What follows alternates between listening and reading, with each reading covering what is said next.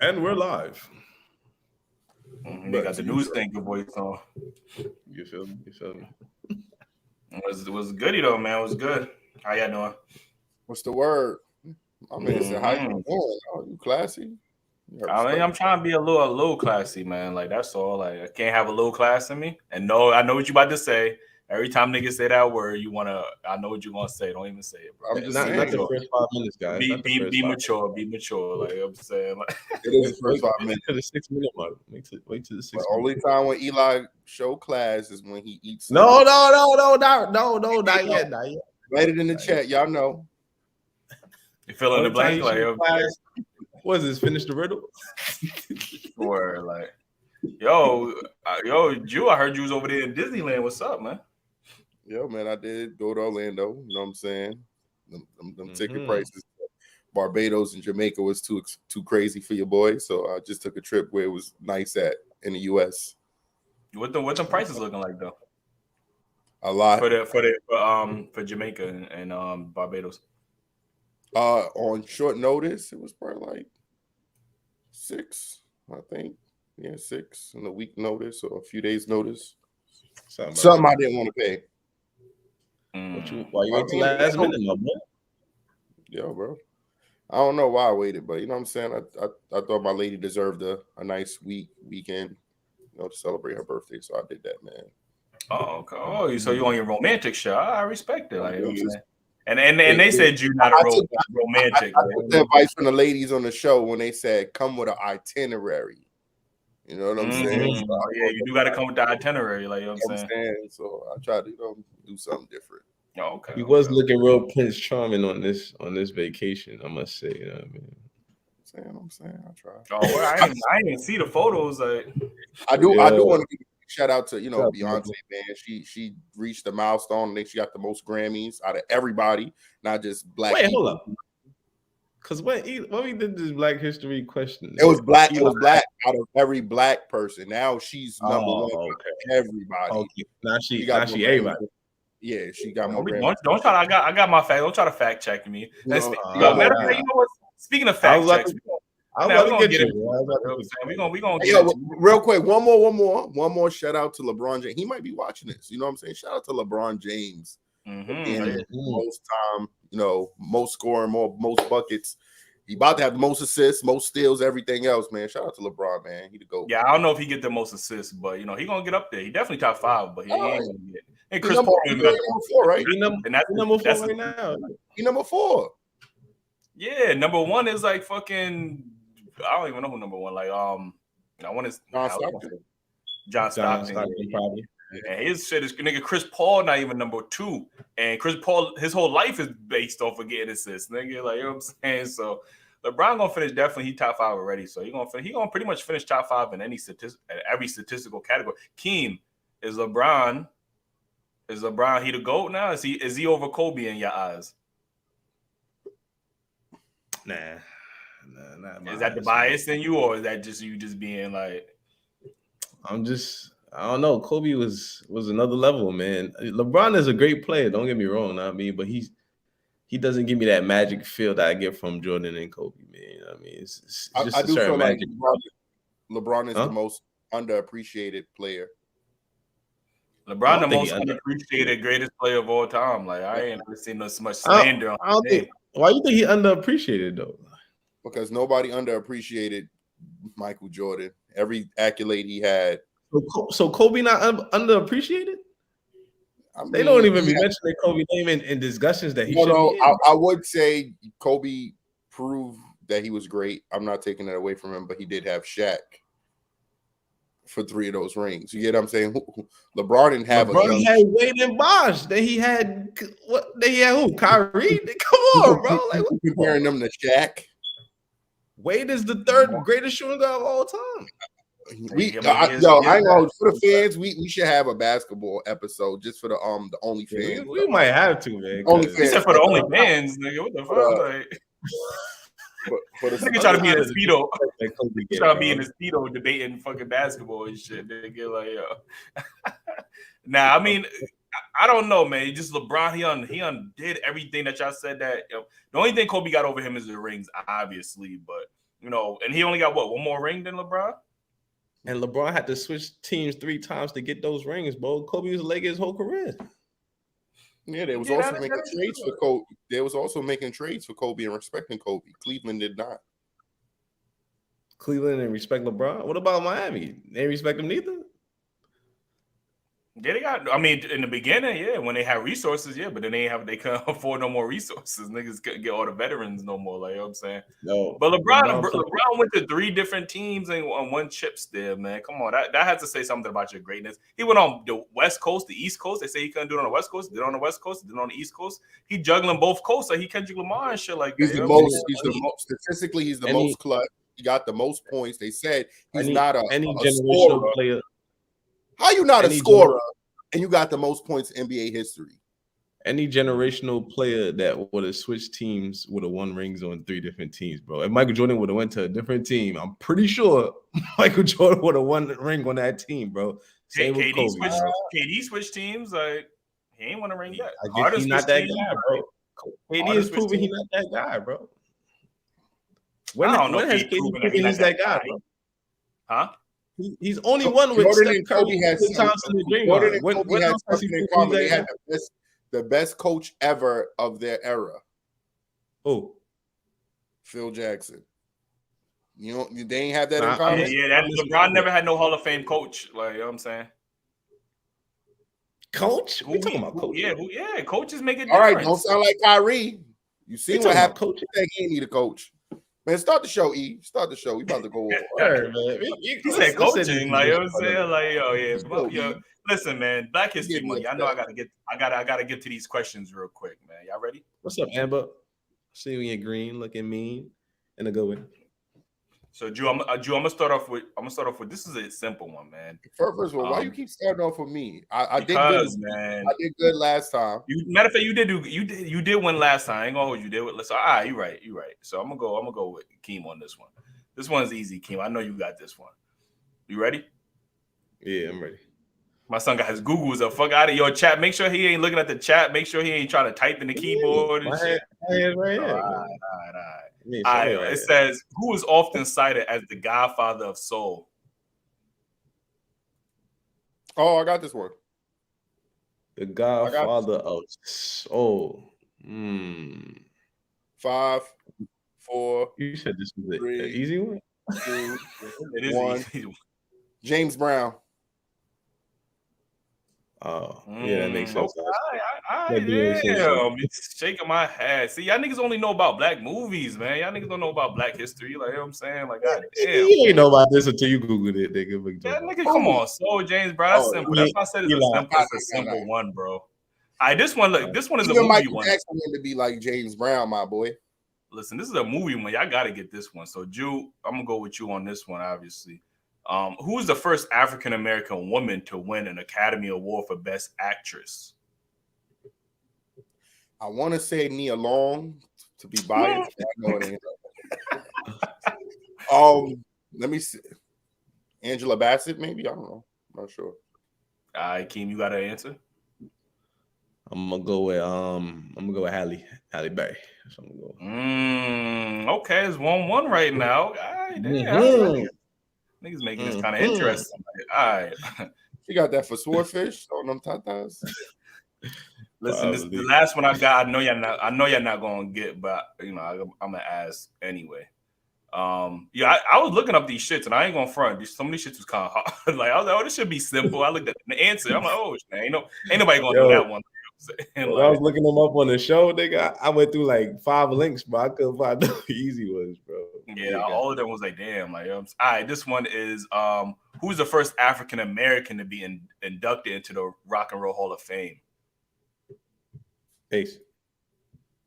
Oh, yeah, I didn't know he was doing that. My hand was first. Shit. All right, Juhan was first. I'll give him that. LL Cool J. LL Cool J. Okay, what about you, Keem? First African American, I'm gonna have to say Michael Jackson. Damn, man. man. The correct answer is Chuck Berry, man. Like, you know what I'm saying? Oh, I knew that too. Right. Niggas always say, like, yeah, I knew that. I knew that. Like, I heard Jay-Z say that in the song, but I'm like, nah, I can't be in. Yeah. Yeah, that's all I got for y'all. Like, you know what I'm saying? Like, and I was doing it. You know what? I got to come with better questions. I was doing this right before. That's why I was so quiet backstage. I was trying to figure this shit out. I know. I heard LL Cool J was recently, but I just didn't think they was inducting black people into the Hall of Fames until recently. No, I know Jay-Z was in there a few years ago, like probably before LL. Jay-Z was in there before LL. First of all, LL started his career before Jay-Z. Like, they all about the same age though. But Jay-Z got more accomplishments. You know what I mean? No, Jay-Z's richer. He got more accomplishments, man. Music. I mean, if you're not awarding black people, albums, bro. What I'm saying is they wasn't rewarding African American artists in the era of LL Cool J and stuff. Yeah, that's a fact. But not saying Jay-Z he still didn't had a better deserve career, though. Jay-Z still had a better career, though, musically. I think his power plays played a part into him getting awards in his relationship. Listen, man, he had 10 #1 albums, boy. This is before. I'm not saying he's not great. I'm just saying his situation helped propel him to a different status of acknowledgement. I'm not going to deny that. They definitely propelled each other. People at the Grammy said they're tired of Beyonce winning. And one of the dudes is 70 years old, and he said he never even heard Beyonce's song, but he still picks her because he knows her name. Who said that? Like, he's one of the dudes that picks the winners for the Grammy. One of the people. Grammy fatigue, like, you know what I'm saying? It's almost like LeBron when he got MVP fatigue. Like, man, he decided to stop screwing rumors right now. This ain't the rumor report, man. Let's get to the video, man. Come on. Jew is the type to make some shit up and to tell you to Google it. Like, you know what I'm saying? Google it. Like, you know what I'm saying? Yo, man, make sure you hit that like button on the way in, man. It takes like half a second, man. It really helps us out in the algorithms. If y'all got anything y'all want to send us super chats, any donations to the Cash App would be much appreciated. We're gonna try to get through all the super chats throughout the course of the video. But we got this reaction video. I seen this yesterday when it was happening. Then a lot of people started, sending it to us. So I was like, you know what, we might as well just react to it. So people could just see our thoughts on it, and then we just react to it together. But obviously, y'all familiar with JustPearlyThings and her channel. Obviously, King Riches, he fucks. I mean, he messed with us a lot. Like, you know what I'm saying? So I think they had a panel yesterday with this guy named Destiny, who I'm not really too familiar with. But apparently he's one of those guys that just seems to be in this. He's very good at debating. I will give him that. I've seen some of his clips, and he's great at debating. I'm not gonna hold you. But so he was on a panel, and they were just having a good debate, I guess, and got a little confrontational, but not like a fight. You know what I mean? At least not yet. But maybe backstage, off cameras or something. I don't know. But yeah, we're gonna get into the video, react to it real quick. Before we get into this video, right? I got the super chat that I want y'all to see. Merciful. He said, "My name is No Booker, but I go by the name of Eli. My name is Eli, but I go by the name of No Booker. I think his name is No Booker." Like, I ain't gonna lie, but I think it's just funny that he flipped it though. I don't know what the fuck going on. Like, I don't know. Like, I get what he tried, but I don't know if he's saying that's his real name or he's just trying to say like that's how I be pronouncing it. I think his name is No Booker. Booker. Yo, man, explain to them what you're saying in slow motion for the 50. I be purposely slowing it down, like, you know what I'm saying, like, but it's No Book of. You ever seen the Book of Eli? Is a movie, man. I go watch it. I never seen it. I admit it, but yeah, make sure y'all go watch it. Like, you shouldn't admit. You shouldn't admit. Yeah, I had to because somebody's gonna. I know one of y'all is gonna be like, "Did you ever see the movie?" I wasn't even going. That's your one ball. We gonna let you live off that one ball. Listen, you can't even use that intro no more. Now they about to sue you because then you didn't even see the movie. I didn't even see the movie. False advertisement. Like, I mean, yeah, like, look, a lot of people ain't even know that was a movie. Now y'all know it's a movie. Go look it up, man. Like, you know what I'm saying. So, they know that was a movie. A lot of people would be not knowing that's a movie, bro. Like, you know what I'm saying. Because if they knew it was a movie, they won't be asking what I'm saying. Like, you know what I mean? No, they just don't understand you. They understand bro. me. If you go, if you hear, even if you heard the word book, no booker, whatever you come on, then the next word after that is Eli. You gonna put 2 and 2 together if you've seen the movie, like, you know what I'm saying? I mean, it's a few people that ain't get it. I mean, put a one in chat if you know about the book of Little Eli. Uzi Vert got a song called Body Yada Yada. Bars don't exist no more, so you know give it bars. If you know, That's the name of the song. Slow it down. I was the first of all, I was the first one on this podcast with bars for my intro. Like, you know what I'm saying? All right, yo, play the video, man. Yo, check the archives. Check the archives, man. Like, stop playing. He was not the first one, bro. Stop it. I was the first one with bars on the show, man. And I was like, damn. Somebody said that's the only Denzel movie I never watched. Damn. Shaking my head. So I see a lot of ones though. Yeah, I see a lot of ones. Okay, all right, respect. So let's say we're gonna get into this. Obviously, it's what 2.5 hours long. We're gonna skip through some of it. I know a lot of it is just them going back and forth. We're gonna try to skip through as many parts as possible so we get our reactions. But I'm gonna start straight from the beginning. If y'all got anything to say, just once y'all start talking, I'll pause it or whatever the case is. So. Channel and welcome to the pregame. Before I start, do not forget to subscribe to the channel and ring that notification bell. That way you're going to be notified of my daily videos. I am back in London. Yay! Y'all can hear that? Definitely, yeah. All right, yo. Let us know in the chat if y'all can hear if everything sounds good on y'all end, because I don't know how it sounded on y'all end or whatever. A couple announcements before we start the show. The first is that we have also just started worship that, and we got that premium now, like, you know what I mean. So I don't want to hear nothing. There ain't no commercials coming in. Like, you know what I'm saying? King Rich's on the panel. All right. Huh? But he took a trip out here. Who? King Rich's? No, she in London. She in London. He in London. Oh, she in London. Yeah, he be on her channel like pretty often over there. Is for YouTube help. My new Instagram. Yeah, go around here and then go national relations, and I'm specifying in development and economic sustainability in Africa and Black communities in the West. Wow. Hi, my name is T. Siddiqui. I'm 38 and I'm engaged. Fun fact, I have a degree in criminology, policing, and forensics. However, I end up a rapper. Are you a rapper? Yeah. Oh, wow. Join with Pearl. Me too. Wow. That's crazy. Oh, my gosh. You know. We need to Put you on my album cover. Go ahead. Oh, by the way, that's if you guys want to see me rap, that's on our 3rd membership tier for the behind the scenes vlogs. Or maybe it's 2nd. Whatever. Yeah, I ain't gonna hold you. Bro, I would want to see that, bro. I wouldn't pay for it, but if y'all got it on, I don't know, I'll look it up on Twitter or something. I actually would pay to see her rap, so because I know it'd be kind of funny. Like, nigga, would you pay for it? You wouldn't pay for it, nigga. Like, nigga said, I would pay for it. I'm gonna go right to Twitter and find the freeway. Like, you know what I'm saying? Like, I'm gonna also send you a video of somebody that we know that look very similar to her, and you're gonna get an idea of how she might sound. I know exactly who you're talking about too. Like, you know. $10 one. Go there. Hi guys, it's your girl Esther, the Nigerian queen. I hope you guys have missed me. I feel like you have. Well, I'm 26. I'll say my fun fact about myself. I can put my leg on my head. I don't know if it's fun, but I say it all the time. So I'm gonna skip all this. I really want to know if this is a wig or if that's like really his hair. Like I don't know. Like, cause he looked like he fake bald right there. I don't know. Like, you know what I'm saying, could be a wig. I don't know. Video games online. I'm Must as a kickboxer. He showed me how to. I just want to get straight to the first topic, though. I don't even know if I can follow that. Like, seriously. The attention bit. I'm with you. I like that. Okay, so today's topic is, has feminism done more harm than good? So I'd like to hear from everybody. Would you consider yourself a feminist? Yes or no?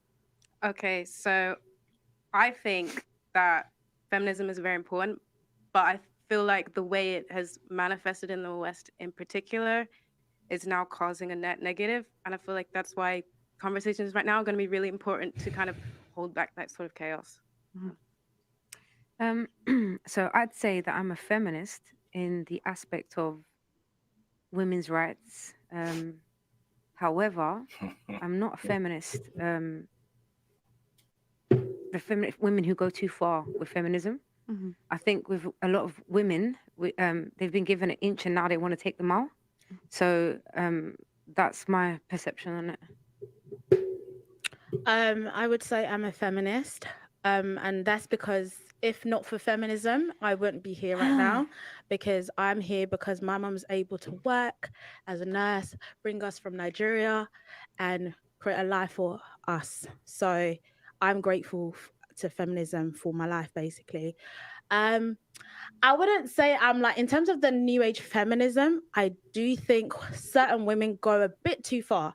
Like in terms of promiscuity, I don't feel like they should use feminism like to justify promiscuity. But I think a lot of women now, they're using feminism as a way of justifying bad behavior. But feminism as a whole, I can't even say it. Feminism as a whole, I think is very important and it's helped a lot of women come out of abusive situation and just empower women generally. Yeah, I'd call myself a feminist. I think feminism has done overwhelmingly like net good. There might be a couple crazy people today on like Twitter and social media, but I don't think we should let that taint the entire movement. I think it's important to keep moving in a positive direction forward while calling out the crazy people that kind of try to hold things back. Okay, Auntie. I'm an old school feminist. Women that know their place, got their rights and know their place. I don't want to be a man. I don't want to be equal to a man. And feminism in the old school days was nothing like the feminist now. So if I was going to say that I'm a feminist, I would say I'm an old school feminist, and that these young people who now claim they're feminists, they're not feminists, they want to be men. Yeah, I agree. What's changed from then to now? What's changed is that they like the lady said, they What y'all think about it? Would y'all consider yourselves a feminist? Because we had an episode like this, and apparently, what is that? I'm not a feminist because what she said again? Because said if you had a violent act in your life, or if you carried a gun or a gun. Oh yeah, if you defend yourself from harm, or if you argue with anyone, you're not a feminist. I don't know, but in general, would y'all consider yourselves feminists? I would say, I mean, I'm all for equal. If it's about women working, I guess I can agree. I agree with that part, but all the other shit, women will never be equal to men, and men will never be a woman. You know what I'm saying? It's just two different entities for me. There's no shade on women. I don't think any less of you, but you'll never be what a man is, and a man will never be what you are unless you're transforming or transgending into that, I guess, if that's a word. Transgending, I like that. Transgending. You're gonna have to stop that. You know what I'm saying? I'm transgending. Like, you know what I'm saying? Like, yeah. What about you, Ace?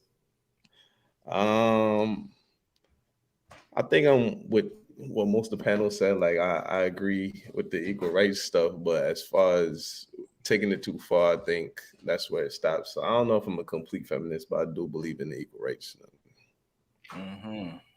Yeah, I think I said before that I was a feminist, and I think I'm a feminist because of by nature I do believe that in equality, right? But I think for most of the part, I don't know if a humanist is a word. Is that a word? A humanist? Yeah, I just think everybody should have the same rights. You know, whether it's just gender, whether it's race, everybody should have the same rights and the same opportunities. So if that makes me a feminist, then I'm with it. But even the young lady prior, she said, because because of feminism, her mother was allowed to work. I mean, during slavery, we all was working. We just wasn't getting paid. Black men and black women. So I mean, like you said, humanism is the way to go. But feminism wasn't about women being allowed to work, was it? Like that? I mean, women was already working. Women was already working, so I don't understand what she was saying. Before feminism, women was. I thought that. I know they wanted to be equal. I know they wanted to have the equal rights to men. I know that's mostly equal pay. Yeah, equal opportunity to work. I think work. Yeah, I just don't like the selective feminism. It's like you want to be equal to men, and then when you got the same responsibilities as men, it's like no, men should do that. But it's like this is my only issue. Women want to be equal to men except when they don't want to be equal. You know what I'm It's saying? Like it's only when it selective, man. benefits them. Yeah, selective. That's my only selective feminism. Like, But she said a mile, but I'm speaking like as a dressmaker. They gave us an inch, Mhm. and they wouldn't take a yard, Mhm. and it's not helping us. Mhm. It's not helping us. Right. I've gone from being able to work, being able to vote, to I'm the same as a man. I'm not the same as a man. I can't do the same as a man. I need men. I don't need men. I need men. Mhm. I will say that is make his day. I need my man just as much as he needs me, if not more. But that's what's changed, is that nowadays the feminists think that they don't need men. True. But if they didn't need men, where would we be? So I'm a feminist that in the old school days, I like what I've been given. I've been given an inch. I'm happy with an inch. I don't want the yard. I can't handle a yard. So me, I'm okay working, taking care of my man, and being feminine. And I think the feminists have taken feminism out of the word feminist. It's to do with being an empowered woman, not being an empowered masculine woman. And I think that most of the feminists nowadays, they're butch, they're masculine. Even if they look feminine and they think they're feminists, they got this underlying, I'm the same as men or equal. And you're not. You know what, women? Hold back. Know your place. Hold your corner. That's my view. 100%. They definitely All gonna right, like cool. that. So the whole feminism. Stay in your place, like, you know, comment, like, you know, Why is that so hard for them to take those words? Because when women hear those words, they automatically assume stay in the kitchen and cook and clean and slave for a man. That's what they just insert automatically when they hear those words. Like, you get what I'm saying? Oh, you want me to be barefoot and pregnant? You want me to be a man's slave? Like, that's what they hear when they hear those terms. So, you know what I mean? So I don't know. Thing, I wouldn't call myself a feminist. I would say that I believe in equal opportunities, but if you really want equal opportunities, it has to be full time, not just when it suits you. I think a lot of the ideology of feminism is kind of just like catered to empowering women, and like at the end of the day, a lot of times in reality, women don't even want to be on the same equal playing field as men because they don't want to take on certain responsibilities that men take on.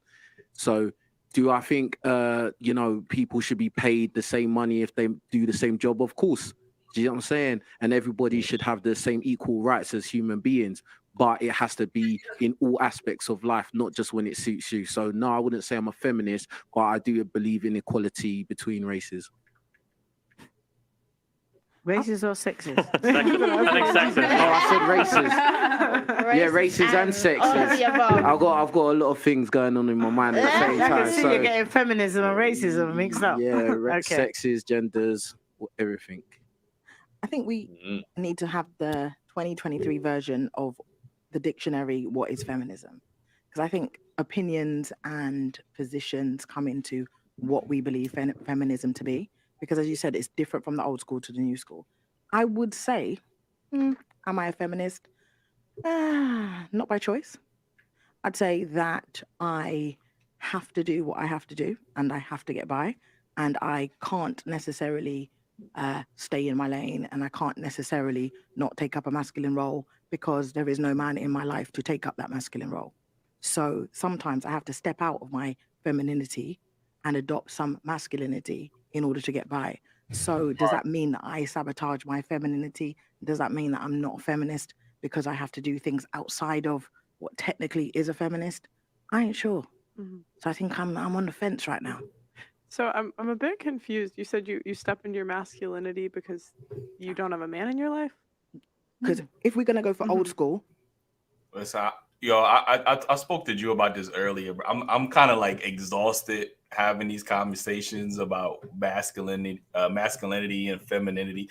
Like, I'm tired of talking to women about this, bro. Like, it's like y'all work so hard to be in these positions where you guys go work and you don't have the same pay opportunities as men, and then you complain like, oh well, I have to be now I have to be masculine, and that's your problem. And like, how is that our problem? Like you worked hard to be able to work like men. You get what I'm saying? So now the ramifications is like I have to be masculine and you have to pay for it. Like there's a lot of women that's not in, you know, these positions or that are in these positions and they know how to still exhibit feminine behavior. So oftentimes we just kind of use this as an excuse to be like, oh, well, I'm masculine because I have to work. Like, okay, you have to be an adult. Okay, you're an adult just like every other human being on earth. Like, you get what I'm saying? You have financial responsibility just like everybody else. So, yeah. My question would be, what is feminism doing if you still have to enter your masculinity to survive? So what is the point of feminism? And that what are they surviving though? Going like working? I mean, I don't know. Like they act like it's like I have to be like you could be very feminine. Like a lot of feminine women get very far in society. Like you know what I'm saying? Like so I don't understand this whole. Well, wouldn't that defeat the purpose of being, doing feminism if you're being masculine? I would think so. I mean, you're proving that women need equal opportunity, but you feel like you have to be a man to get women opportunity. Like I said, I don't know. Feminism is just. I think feminism is not even about being equal to men. I think at this point it's just being clearly is about being superior to men. Like you know what I'm saying? Like, and that's where it becomes very toxic and problematic. But look after your man, and he does the manly roles, and he does the car, and he takes out the bins, and he does all the masculine things that the old school feminists might say. If that person is, because old school, there was, husband and wife. There was not so many single women like myself running households, running businesses, paying for cars, getting under the bonnet, all of those things. All I'm saying is sometimes if I were to stick to old school feminine ways, I wouldn't get by. Okay, I understand. That's what I'm trying to say. Auntie, did you have something to say? I don't understand where she's coming from. So, so you were saying that old school, you look after your man and you know your place. Yeah. But in your place, what's the limits of that place? There's no limits. It's just but it's a position. A place is a position that you're holding. Yeah. You're holding that stance. I'm a woman. That's my place. Right. So, so what do you, maybe I need to understand then. Yeah. What's a man's place? A man's place is to look after me, make sure he's got my best interests at heart, and he has to make the final decision, which improves both of us. His final decision will always be in my benefit. So when he's not there to look after you, who's looking after you? I make sure that I've got a man. So any decision I make, even for me being on the podcast, I wouldn't be here if it wasn't for him. Because before I decided to come on the podcast, I asked his permission. People might think that's really strange. I said, what is your permission? What do you think about it? This is what I'm going to do. And there's certain things he didn't like. So I told Pearl, you know what? I can't do this. I can't do that. I can't do whatever. And then we came to a conclusion. But the final decision is always his. And I trust him with it because he'll always have my best interests at heart. And I'm a trained mechanic. And maybe that's because you've got a good man. Yeah.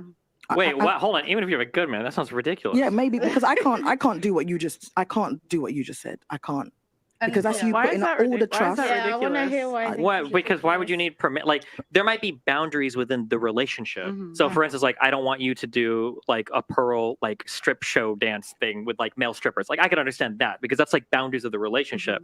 But in terms of like, I need your permission to do a show because I like if your boyfriend or husband or whatever, if he's not like in this world, you probably know better than he does. Like, what's better for you? I'd imagine. But the thing is, we're both not in this world. We both don't know about social media. He didn't, and it's blown up. Well, but you're in this world now, right? Right. Yeah, but I still had his permission, so there might be certain things that have developed since me being on the podcast that he doesn't agree with. But how so do you know I will he's cut got your them best back. interest at heart? I mean, if you pick a good guy, I mean, he's a good guy. Yeah. But imagine if you didn't have a good guy. Yeah, So all this the is what women I'm that are trying to trapped say. in abusive Well, and also you never know if you have a good guy until you don't. And can I just agency to say, leave that. don't you know yourself better than anyone? No, not necessarily, because I'm human.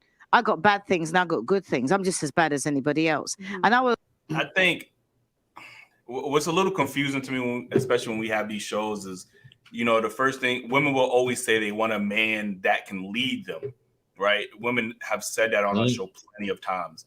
But then oftentimes when a man is making a decision that's in the best interest of the relationship or the family now becomes like, oh, well, you know, like I shouldn't have to, like, it's my decision, or like I shouldn't have to, like, I don't know. It's just like a bit contradictory. Like if you saying a man should be able to lead you. When it comes to something that they want to do, that you're saying no, now they don't want to lead anymore. That's what I'm saying. It's selective. Like everything is selective. It's selective until you don't want to follow. You know what I mean? It's like you want to lead her until you don't want to follow. Like, and I can't understand, because in a relationship, even as a man, I still have to speak to my lady and be like, yo, if we go on a trip, a business trip, you don't think I have to speak to my woman in the house and tell her, oh, this, that, and other, are you cool with me going here, or whatever the case may be? So, you know, even when guys go out now, you could be going somewhere regular. We still communicate with our partners. Even as business partners, you have to communicate. So why is it such a big thing for her to get agreements from her partner? I think is the word she using. She had to get permission. What but we it do is permission. It's literally permission. No, but I mean, it kind of is, but it's also just communicating with your partner at the end of the day. You know what I mean, and making sure that they're comfortable with the situation that you're going to be in. So it's permission, reality, but it's also I'm still getting permission, bro. I hear what you're saying, but like they said, I would not make a decision on our platform without speaking to YouTube, without getting YouTube permission. You get what I'm saying? I'm not scared of that word. You get what I'm saying? I know it means that we're communicating, we're talking. It's still permission. You get what I'm saying? I don't make all the decisions, and you know, vice versa. Whether it's a relationship or like that, women are triggered by words. Yeah. People get so caught up in the words. Like every time you, like, we all know submission is a trigger word for them. Permission is a trigger word for them. Like there's so many trigger words where they don't look at the explanation. It's just like, oh, well, you use this word, you should use another word. Like then we use it, like they said, it ain't like the word submission. We use cooperative. I don't like that word either, because it's like goddamn, like, you know what I mean? Y'all so fixated on the word and not exactly the definition. Like, you know what I mean? And then other people's opinion. Another point I heard him talking about is like, oh, you probably got a good man. So it's all right. She got a good man, and she's taking his input on the decisions that she's making. If you don't feel like you can take the input from your man, that means you don't got a good man, because you don't fully trust him to make a decision for you. And then why the fuck you with him? Why you with that? Exactly. Why you with that man at the end of the day? Exactly. Opinions. And then when he says stuff, I don't always take it as hard as Pearl knows, because thanks to Pearl, you know, sorted out a few problems. We've had to, like, you know, stop like being stubborn. But you've given another human authority over your decision making in life. Sorry, can I add something onto that? Auntie, what you said is the exact same situation with me. I have a fiance, and I would not come up here unless I've spoken to him about it, and he's actually agreed with it.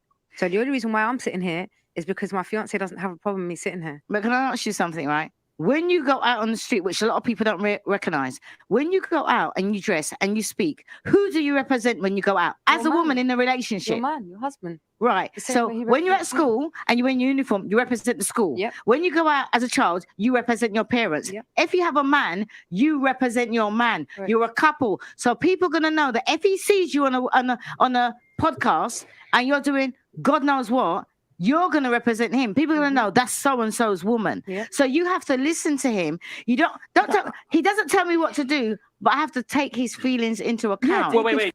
That is a great point that she made. Like, you know, I don't think people really, like people don't really understand that, you know, you just in general represent, and when you're in a relationship, you represent your significant other. That's why when you do go on these type of platforms and you speak, and then you may sound crazy, but people gonna go back to the guy and be like, yo, that's your girl. She was sounding like, you know what I mean? Like, she kind of sounded crazy out there. Like, you get what I'm saying? So there is a sense of like, all right, let me carry myself differently, or, you know what I mean? Because I am in a relationship, I'm not single anymore.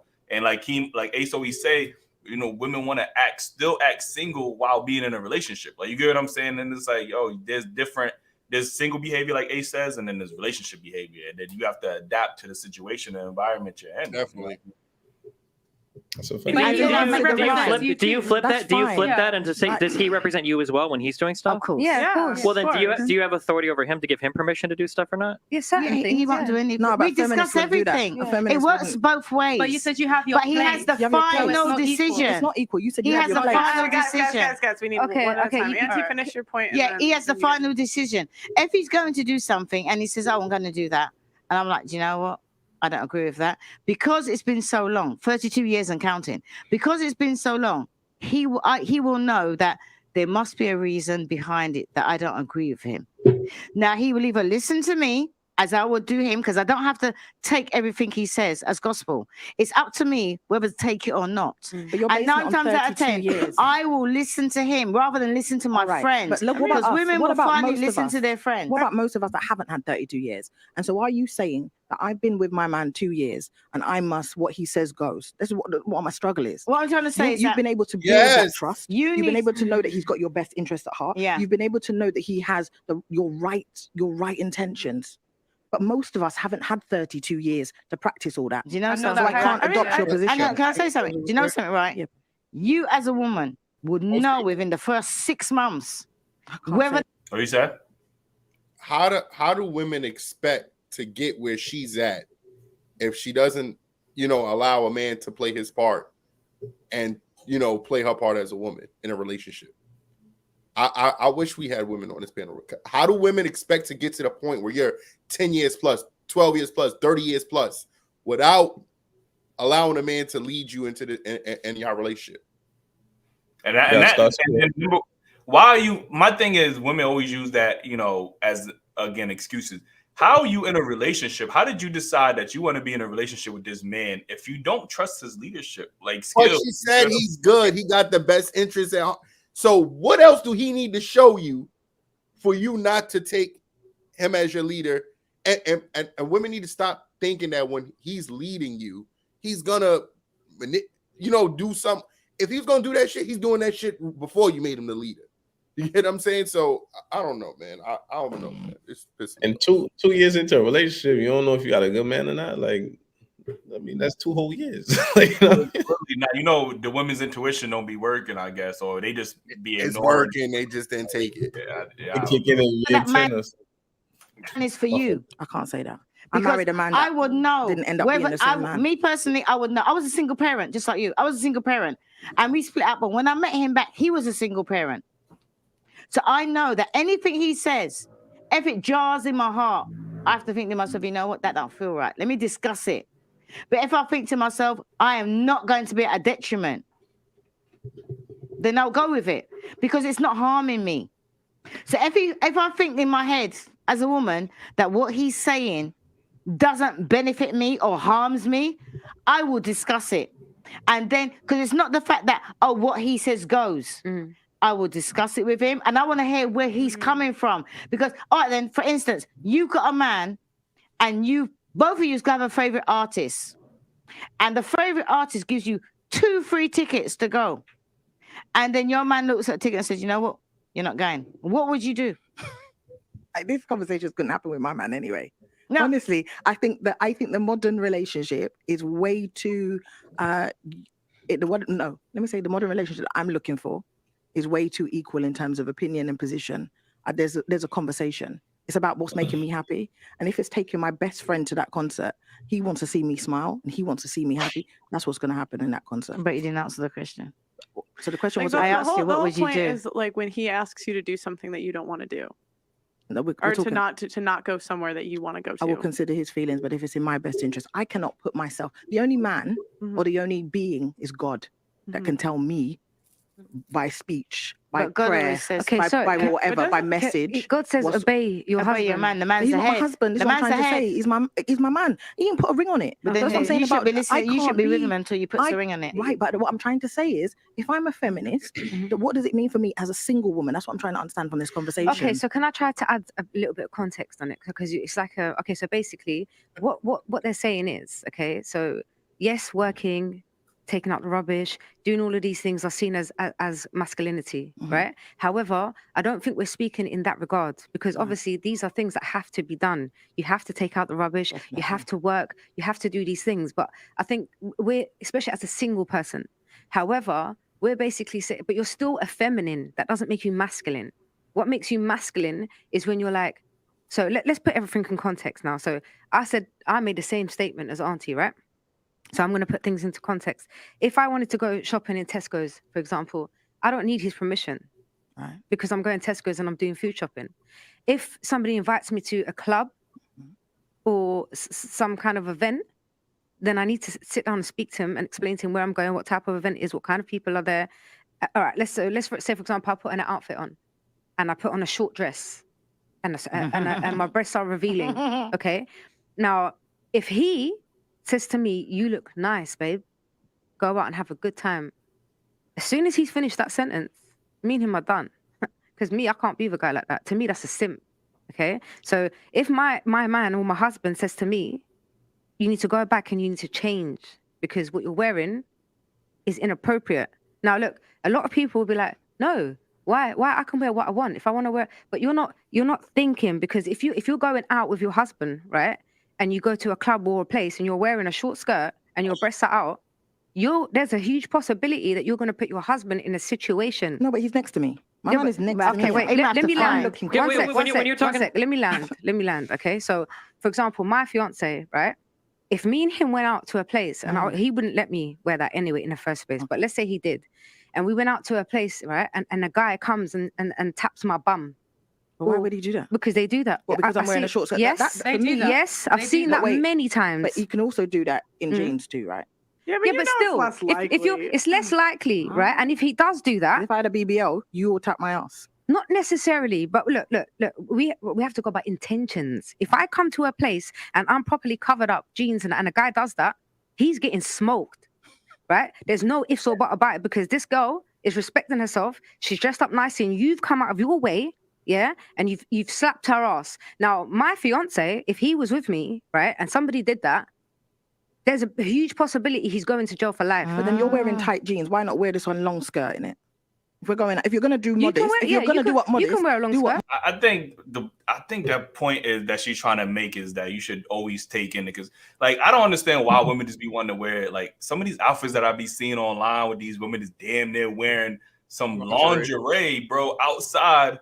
And like, you know what I mean? And then surprised at the attention they get. And we could go back and forth about woman should be able to wear what she wants. But again, you're representing your significant other one, and you're dressing as a single, you're dressing as you would be single. You're trying to, it's almost like you're trying to attract men or get that attention, that validation from men. And when you're in a relationship, and I've seen plenty of women put their significant other in situations that could have been avoided had they dressed, I'm not saying baggy clothes like you Harriet Tubman or some shit, but you know what I mean? If you dress more appropriately, I think, like, you know what I'm saying? So now a guy got to fight a guy, possibly go to jail, possibly, you know what I'm saying? Just to protect your honor when you could have just wore something a little bit more appropriate. Like, you know what I'm saying?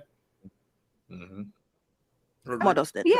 You can do no curves, no nothing.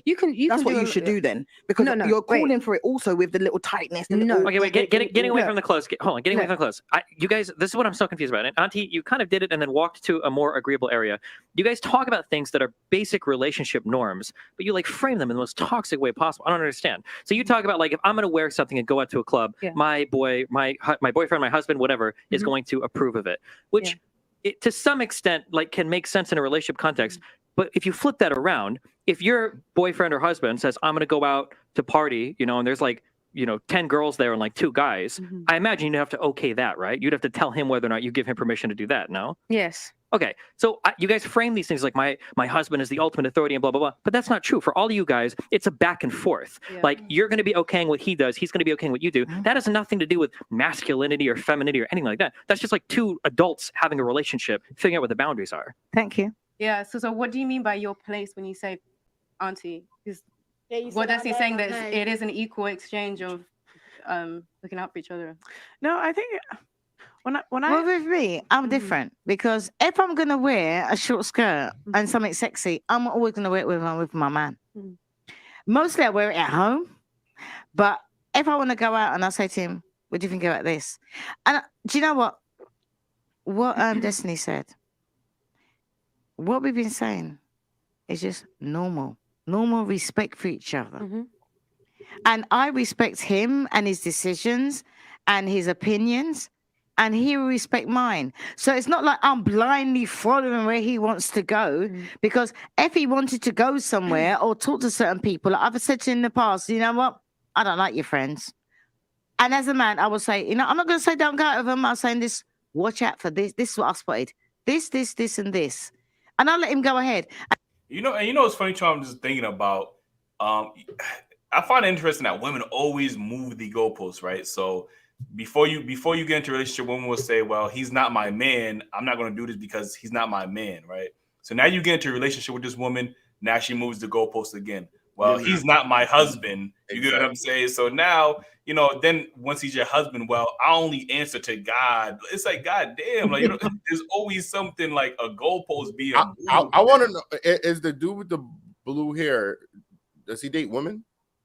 Now, I think he's married, I believe. He's married. To a woman? I believe so, yeah. I'm because I don't get what he's trying to do. I do agree it's like equal, you know, it's equal. Both parties communicating with each other, but there's a huge difference when they speak on if does the man have to respond or ask you if he's doing something is a quick yes. But when it comes to a man telling a woman what she has to do, he has to prove that he's man enough to tell her that, or why is he telling her that? Because her happiness is more important than what decision he's making. That's the huge. They're saying there's no difference between communicating, but the other young lady with the red is saying that he has to prove it, and he has to be at a certain status to tell her if she could do something or not. But you know what's funny? Like in terms of like what a woman wears out or where she's going.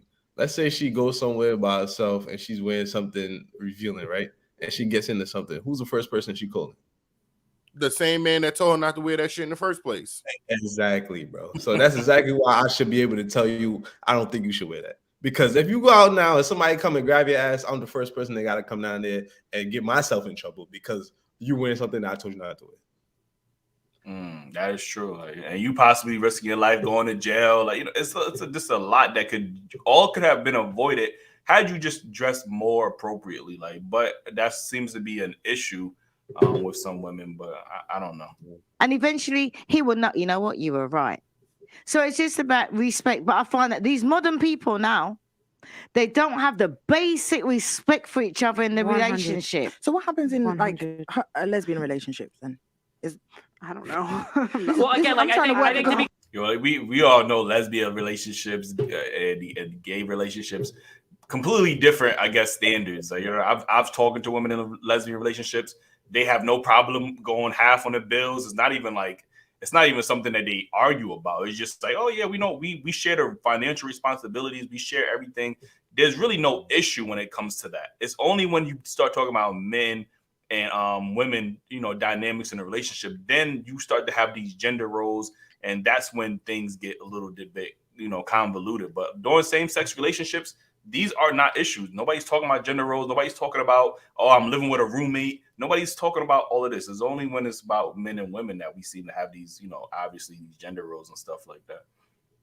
Facts. Everything that was said, the man says everything that was said is fine for relationships. There's not like a masculine feminine. Like when you start talking about, you're going to talk to your partner, you're going to make sure that they understand where you're coming from. Hopefully you love each other and you know each other. Hopefully you both have each other's best interests at heart, and then you advise But on I that. just think at the end of the day, someone wears the pants. Like someone's leading and someone's following. It's like no. And sometimes That's sometimes it's reversed. But at some point, like you have to trust someone's leadership. That it's going to depend on the domain that you guys are experts in, right? So you said you were a mechanic. Right. So I'm guessing that traditionally men are going to have the say over the car because men tend to know. But I'm guessing you probably know more than your husband does, right? If he comes back with a 50-pound bill for blinker fluid, you're probably going to. But you know something, you're probably going to make fun of him, right? But you know something, right? As Pearl knows, and as you most probably know, yes, I'm a mechanic, but he's more stable-minded than me. And as you know from the shit car that I picked you up in, right? Because I must have been having a blind, non-mechanic feminine moment where I just went in and asked for the cheapest car with 4 doors, and you saw it. The car's a piece of shit. It's for somebody single. It's not for somebody that's got 3 grandchildren, because 3 grandchildren mean fills the car. But whereas he hasn't seen the car yet because I didn't discuss it with him, and he's going to look at me and say, why did you get that car? Yes, I could take it back, but I've decided to punish myself for being such a stupid woman and choosing such a stupid car. Bro, that's outrageous, bro. Like, yo, how you said I'm just gonna punish myself for making a bad decision. Like, yo, no, if you made a bad decision, go make the right decision. Like, I don't know, like that's how crazy. I'm gonna punish myself for being a dumb woman or something. Like, that's what she's basically saying. Like, I don't know, it's crazy. When I was feeling in my most feminine moment. Huh? Super chat. Oh. Chef Chupino said Destiny is a married YouTuber with over 700K subscribers. He's more new generation in his views. That's to do with the blue hair, right? Yeah. Yeah, the blue hair. Okay. I also seen somebody write that he's in an open bisexual marriage. Yeah. That's another He's one. in an open. What's the other super chat came? Destiny is married, but he's also bisexual and has an open marriage on both ends. Okay, yeah, he's definitely a new generational, like millennial. I don't know, like that's. I mean, I guess that's how that works for him. You know what I mean? So I mean, you can't compare open marriage to a two people that's traditional in one relationship. Yeah, traditional marriage. Yeah. So yeah, I can do that. But whereas, even though I'm a trained mechanic, my nails, and there's certain things that he will do in the no, I won't say that. Most of the things he will do, I always say your brake light needs doing, but he expects me to do the brake light because I'm trained to do just the brake light. I'm just saying that in every relationship, like both sides are going to know more things than the other side. But like, so there are going to be some things where the husband is going to have like the grand authority, but not because he's the man, but just because that's the stuff that he knows about. The woman has like the authority because she knows about. Like, I agree with you, but the last decision, you see, with me, we would discuss stuff, and I will say this, and he will say that, and then I might be right, and he will say, you know what, go with you, or he might be right, and I'll say go with you. But if we come to a stalemate, I will say, you know what, we're gonna go with you because the decision is all yours. Because if the shit hits the fan, me as a bitch woman, I will say, you know what, you made that decision. So the final decision, me as a bitch woman, I will say, you know, you made that decision. She said, me as a bitch woman? She's saying that she's being like sarcastic, bringing it back up, throwing it in your face. Okay. I just heard bitch woman. I'm like, what? Yo. She's saying like, so the final her being a bitch, she gonna bring it back to you and throw it in your face, basically. Like, yeah, you made that decision is always his. Whether he agrees with me or whether I agree with him, I prefer the final decision to be his because he has to deal with it. I just think personally the ideal situation is when you're with a guy that you can trust his decision making. And I think the girls that I see where they wear the pants in the relationship, they're miserable. Oh my God, they're miserable. It just depends on the thing. There are plenty of women where guys wear the pants and they're miserable too. There are lots of people in miserable relationships. Does it happen both ways? Sure, at times. I've just seen. I think that when women wear the pants, they're miserable. Yeah, something right. Why people have felt relationship. Can I just say, why does someone have to wear the pants? Why can't we make decisions together? Why can't we make decisions together? Like he said, if you have more expertise in that field, then say okay. Like again, that's why it's confusing. You want somebody to be a leader, but then you're talking about why can't we make decisions together? Which one is it? You want a leader or you want to make decisions together? You know what I mean? Like I don't. That's what seems to be very confusing and. People are trying to just understand, like, what is it that women truly want from a man? Like, you know what I mean? They don't even know. What's even harder is that she's saying that they can come to a decision together, but women don't like to hold themselves accountable. And women don't like to be wrong. If you always want to be right and thinking your decision and he's just trying to shut me up or he just want to boss me this, you're not even going in there level-headed. You're just trying to get your point across so you can be right. When certain situations is not even about right or wrong. I had a relationship before, and she would always ask me, like, she would always give me two options, like, hey, which one looks better, right? And she already had her mind set. So whatever I picked, regardless, she was going to pick that. You know, she was going to pick whatever she had her mindset. So usually I always pick the opposite of what she had, right? So it's like, oh, I like the one in the red. Like, oh, well, I'm gonna just wear this black one. And it's like, why would you like? Why did you even ask me? If you already had your mindset, like, you get what I'm saying? Like, it's like, oh, I wanted to see if you was gonna pick the same thing. It's like, okay, I guess. So, you know what I mean? If I'm trying to make a decision with my man now, I know about properties, right? Say he doesn't know anything about properties. I'm gonna be like, oh babe, because I've bought a property, this is what I'm gonna tell you. And because he's probably like, men know more about cars. I don't know about cars. I will never tell my man anything about cars, because I assume, because men seem to know more about cars, and if he has a nice car, he's been driving for a long time, I'm gonna think, you know what? That's his field.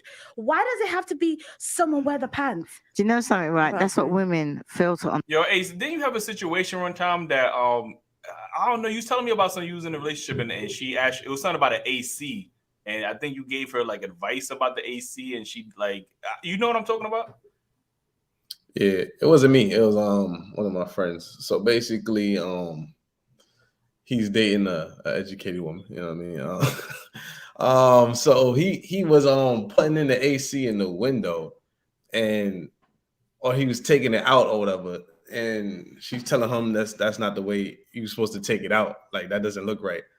And he's like, how you know? And she's like, I just know.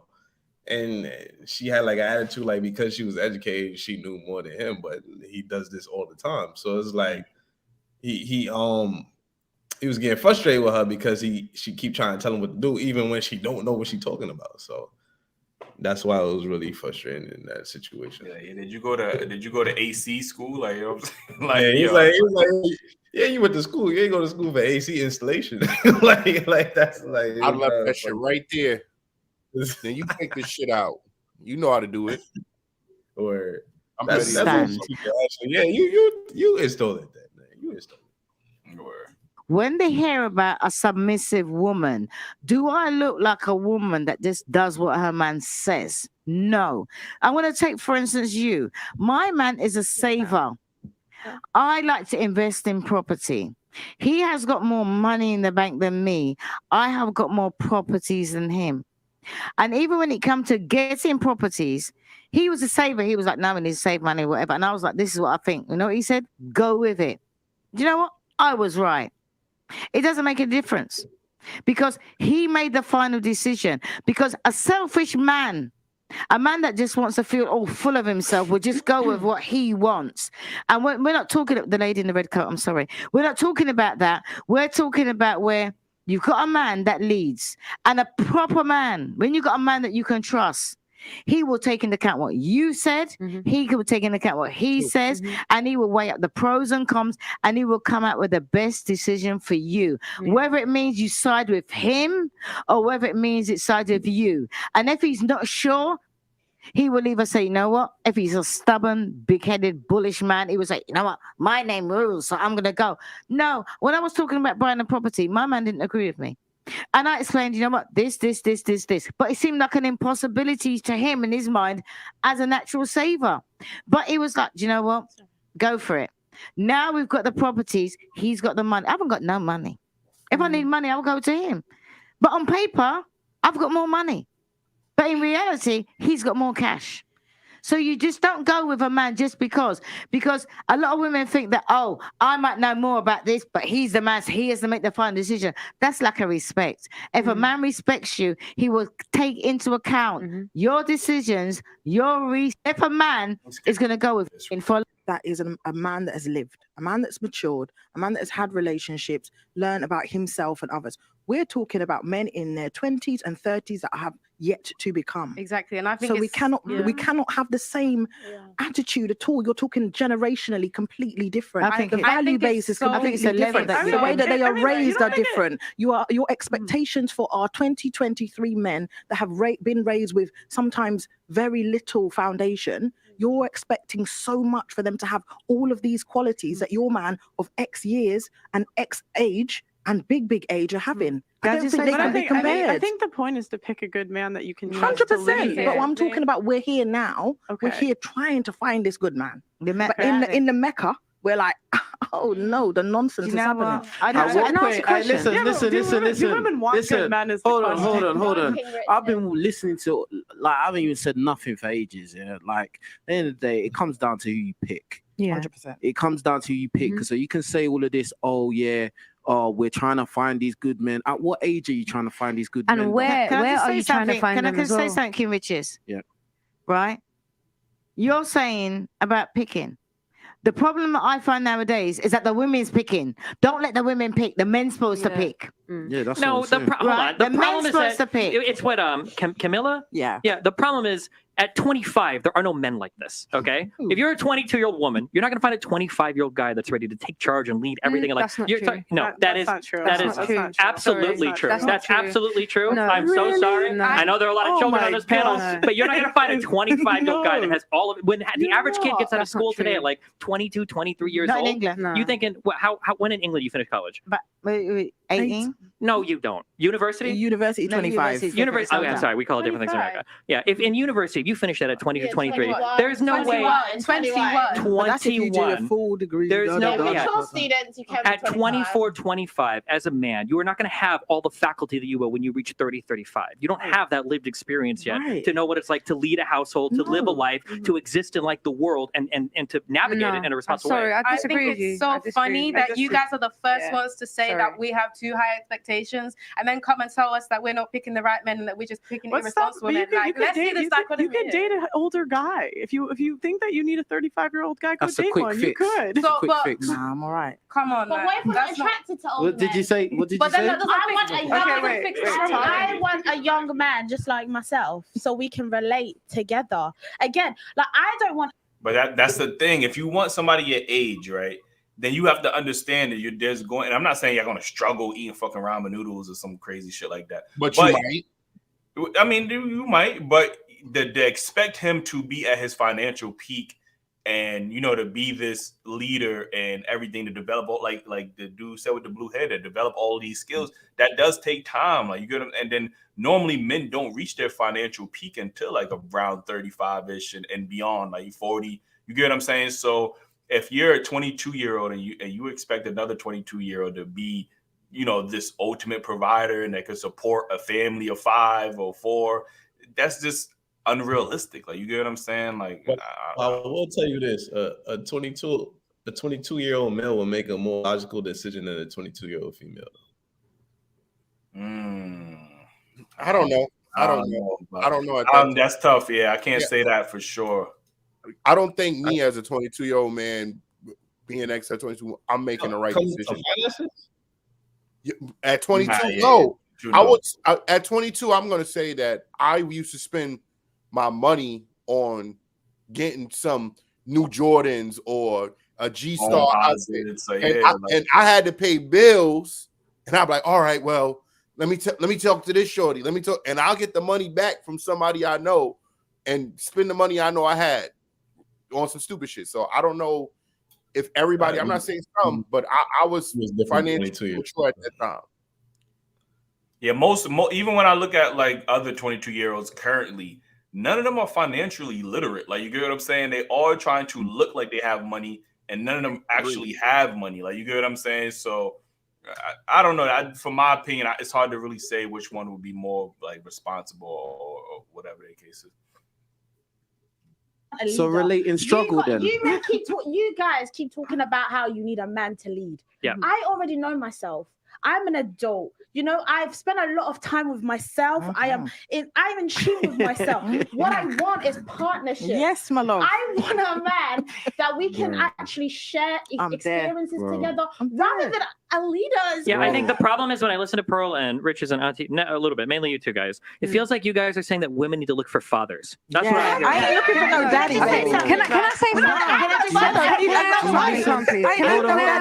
Can I just say something? I mean, women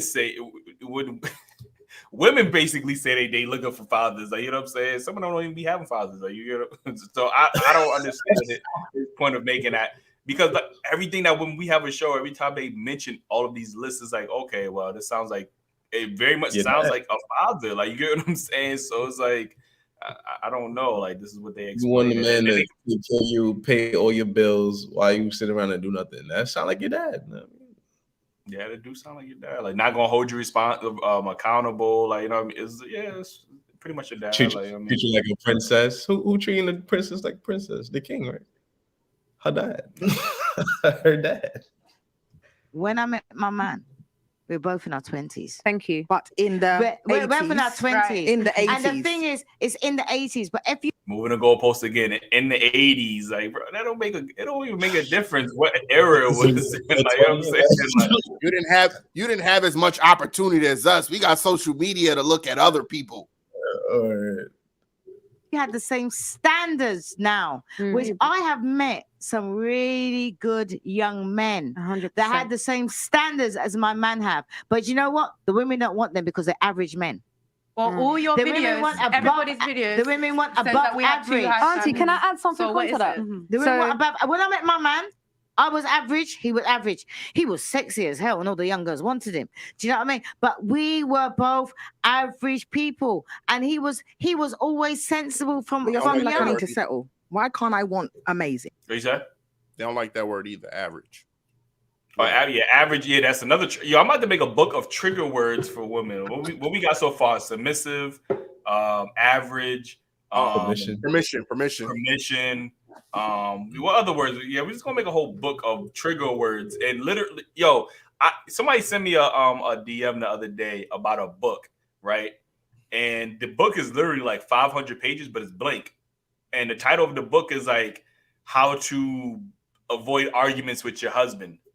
And literally it'd be like chapter 1, be quiet. And then the rest of the page, like 230 pages, just blank. And then chapter 2, whatever. And then the book is a blank book, bro. I know y'all probably know it in the chat. Let us know what the name of that book is, man. But it's literally a book. I'm about to do some plagiarism. I ain't gonna hold you. That's a smart ass idea. Buy that shit. Book with, like, yeah, just blank pages, man. We just got a book just with words, like, you know what I'm saying? A list of trigger words for women. Well, I got another question for y'all too before you hit the play button. The young lady right there that's next to dude with the blue hair, Destiny. She said she's sure of herself, right? Mm-hmm. So why do you think women that's so sure of themselves have issues with having leadership around them? Because you're sure of yourself, right? You know what you are, you know what you present. You know what value you have. Why is it a problem if a man? I would really like to see, because in the beginning of the show, she made a point about how her mother was able to.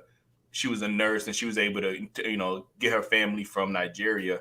But I haven't yet to hear her speak about her father and the role her father plays, or if the father is even active.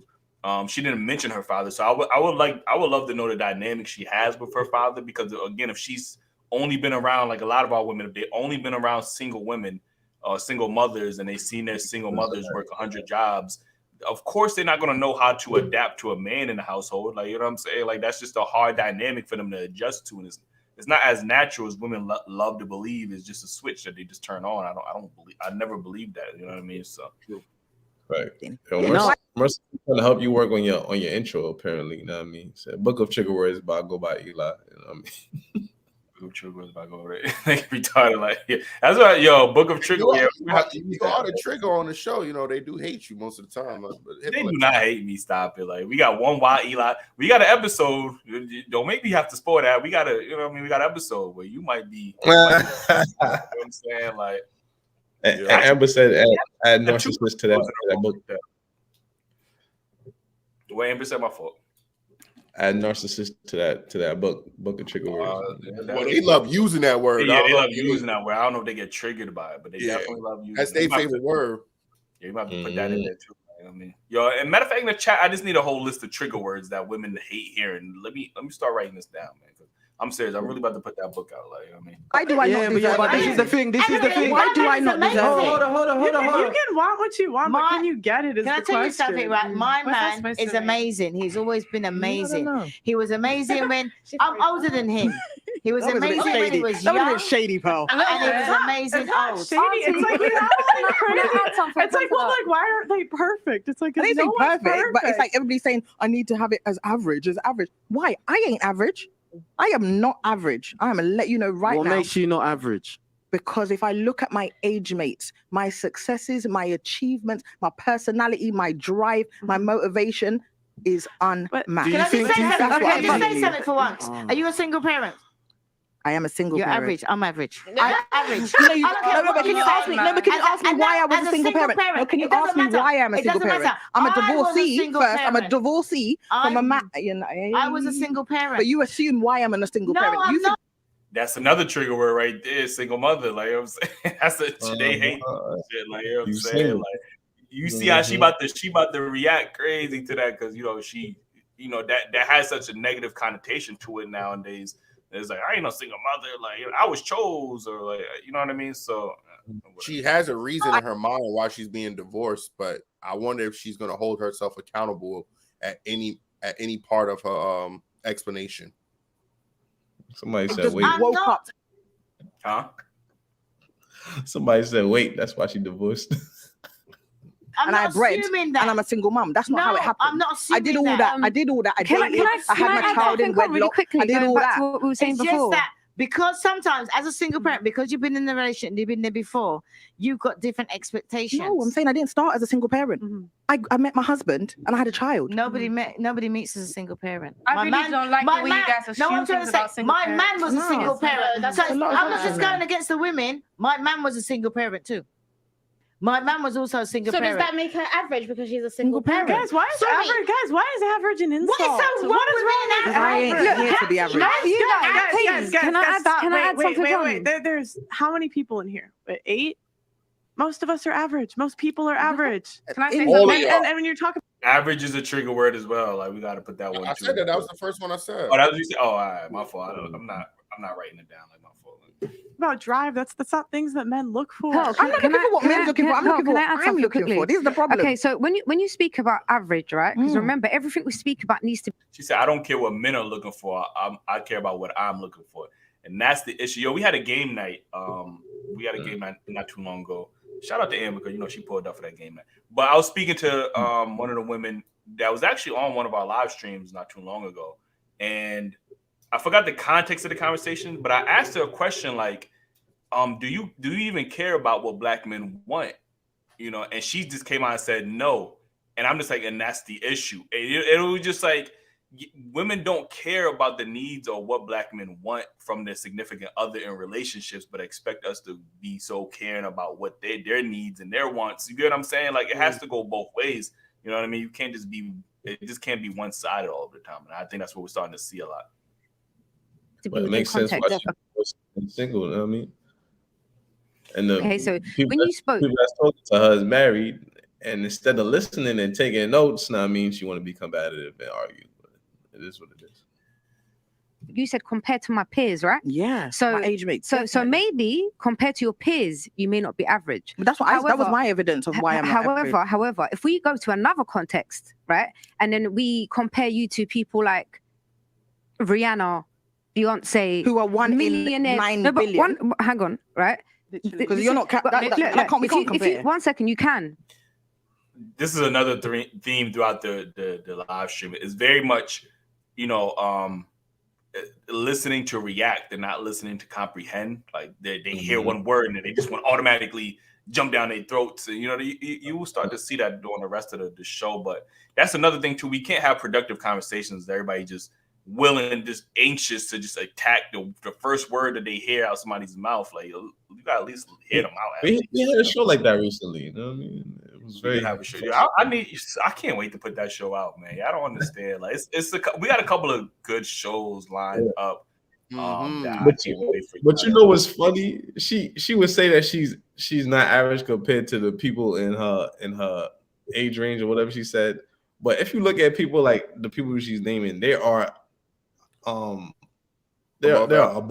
average people with no doubt in your mind. You know what I mean? Rihanna's definitely not average, you know what I mean? So compared to the people you You just average. Like you're not nobody famous. You don't below got average compared to Rihanna. I don't know, man. So what makes you not average?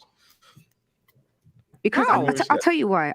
Yo, make sure y'all hit that like button, man. I don't know what the likes is. Somebody let me know what the likes is. Yo, hit that. If y'all in here watching the live stream, make sure y'all just take a second out, half a second out, 0.00 second out, just to hit the like button. It's the simplest thing y'all could do.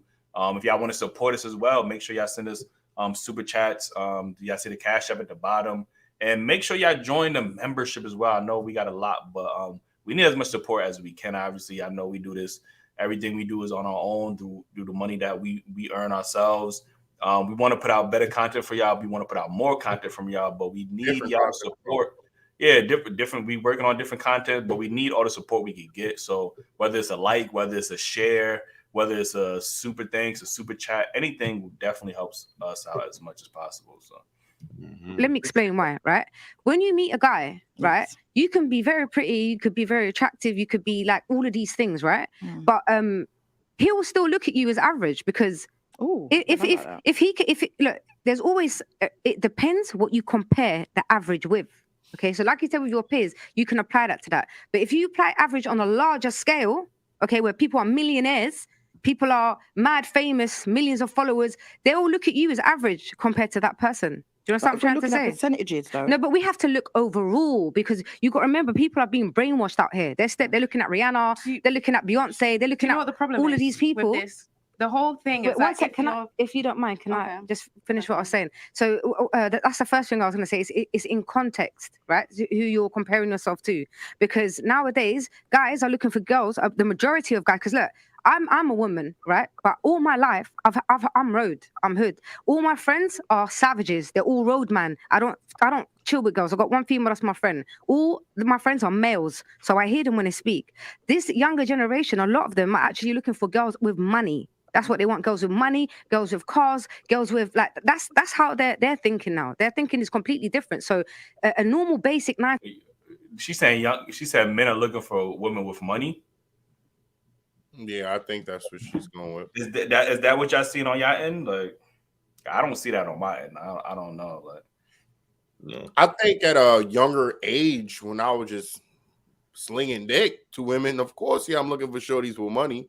You know what I'm saying? But I think. But was money a de facto, or was it just like she had money? Like, you know what I'm saying? You seen her first, and then you was like, yeah, oh, I don't think men are really looking for money. You know what I'm saying? If you giving it, then we gonna take it. I mean, depending on the scenario or the situation, but men don't go like, oh, let me look. She look like she got money. We don't do that. Yeah. 9-to-5 working person or working class or whatever, it's average to them. It's average because they're seeing these things every day. So that's the first point I wanted to make, right? The second point I wanted to make is people are like, oh, you know, the man should be in control. The man's you have to listen to the man, and the man's got the power. But really and truly, right? If you're married, right, or you're in a serious relationship with a man, you're the one that's in control. You're the one that's in power. And I'll tell you why. Because when your husband respects you, right, he'll do anything for you. You ring him and say to him, look, I need milk. He's dropping everything and he's coming, he's bringing milk. If you ring him and say to him, I need this, or something's happened, or he's coming running straight for you. So really, you're actually in control. As long as there's respect there, right, and there's the love there, and you're playing your role and he's playing his role. They say that a woman is the neck to a man's head. So you can turn his head whichever way you want to turn his head. You just got to know how to. What were you going to say? You want to say something? I really hate how being a single mother diminishes your value as a human being. How you can go from a 10, suddenly everyone's like, oh, now you're a 5 because you're single. But that says nothing about who you are as a person. That says nothing about your mastery, about your talent, about the discipline that it takes to get you there. But now because somebody, because somebody now has disrespected. That don't matter, bro. Something has happened in her life. That don't matter, bro. That don't matter. Yo, shout out to King Riches. Like, yo, that do not matter. None of that shit matters. I definitely have to agree on that one. I know single mothers hate me. But you know what's funny? Women do that same thing when it comes to men about money. If you ain't got money, none of that other shit matter, bro. So when we got this one thing that matters to us, which is the womb, and that diminishes your value, it's a problem, bro. Like, come on. Yeah, women disqualify men on a lot of different things. Like, just a lot. And then we get one maybe even 2 that you can control. Like, you know what I'm saying? You could control not giving up your womb. You know, you could control how your physical fitness, your physical physique. Men can't control their height. Men can control how much money they have, but it's not just as easy as women just think it is. Oh, it's easy to just go make $100K or $100K. It's not that easy. If it was, there'd be a whole bunch of There'd be a lot of people making $100K. Like, you know what I'm saying? There won't be a lot of average niggas. Like, and they get so passionate. They get so passionate about that. The single mother. Go ahead. Merciful says, see how much better your show is than a lot of other shows. You do a good job of keeping the conversation going and not letting other people talk in circles. It's a fact, man. Appreciate you. I mean, we could absolutely do a better job in it, and it is difficult. It is difficult, especially when everybody's so opinionated. As you can see, you will see on this stream, it's very difficult, especially when everybody's opinionated. And we'll get into that a little bit later when everything starts to get a little hectic, because I do want to talk about that as well. That's That such a don't shallow way to Listen, look at life. listen. At the end of the day, yeah. They love to use the word shallow when it's a man having preferences or standards, but when they do it, they see no issue with that. I don't understand. Like, it's not shallow to them that they judge the man basically solely off his height or how good he looks, or, like, you know what I'm saying? Like, it's not shallow then, but now it's shallow. I thought shallow was judging somebody on their physical appearance. I mean, that's what I grew up knowing about. When somebody calls somebody shallow, not judging you on something that's internal, like having kids. Like, like that's a whole other person I gotta deal with. Moving the goalposts. I want to come out with a book called Moving the Goalposts and just have this mass, like, it'd be like 48 laws of power, just mad different examples of just moving the goalposts. We got to put our clips on there. Oh, yeah, that is true. That is true. Like this. Yeah, I'm gonna be. You have to just respect what the market. Huh? I said I'm gonna be a manager when you start writing these books, man. I got you. Yeah, I said we're gonna get a lot of money, man. I'm telling you. Okay, once. What? At the end of the day, Do you know how much man want a single mom? Let me just finish because I'll let you lot talk. Do your thing. I'm sorry, I keep a pause of it. She said, you know how many men want single women, right? This is the logic that single mothers always will say. And if that was the case, y'all would not be complaining that men are not wanting single women. Like, you get them, I mean single mothers, like, you get what I'm saying? So if you think that all these men, and I don't, put a one in the chat. I'm about to put a poll up, man. Like, I feel like every time we have this poll is really decisive, no, but women just be like, whatever. That's not all men. Like, I don't know. Like, it's just like they don't want to see it, but whatever. I will do my thing. Yeah. At the end of the day, if you don't care what the market wants and you talk and you tell yourself, oh, I'm not average, bro. Like, you're just gonna continue losing, bruv. You should maybe understand the market. Guess what? Coca-Cola understands its market. That's why Coca-Cola is successful, bruv.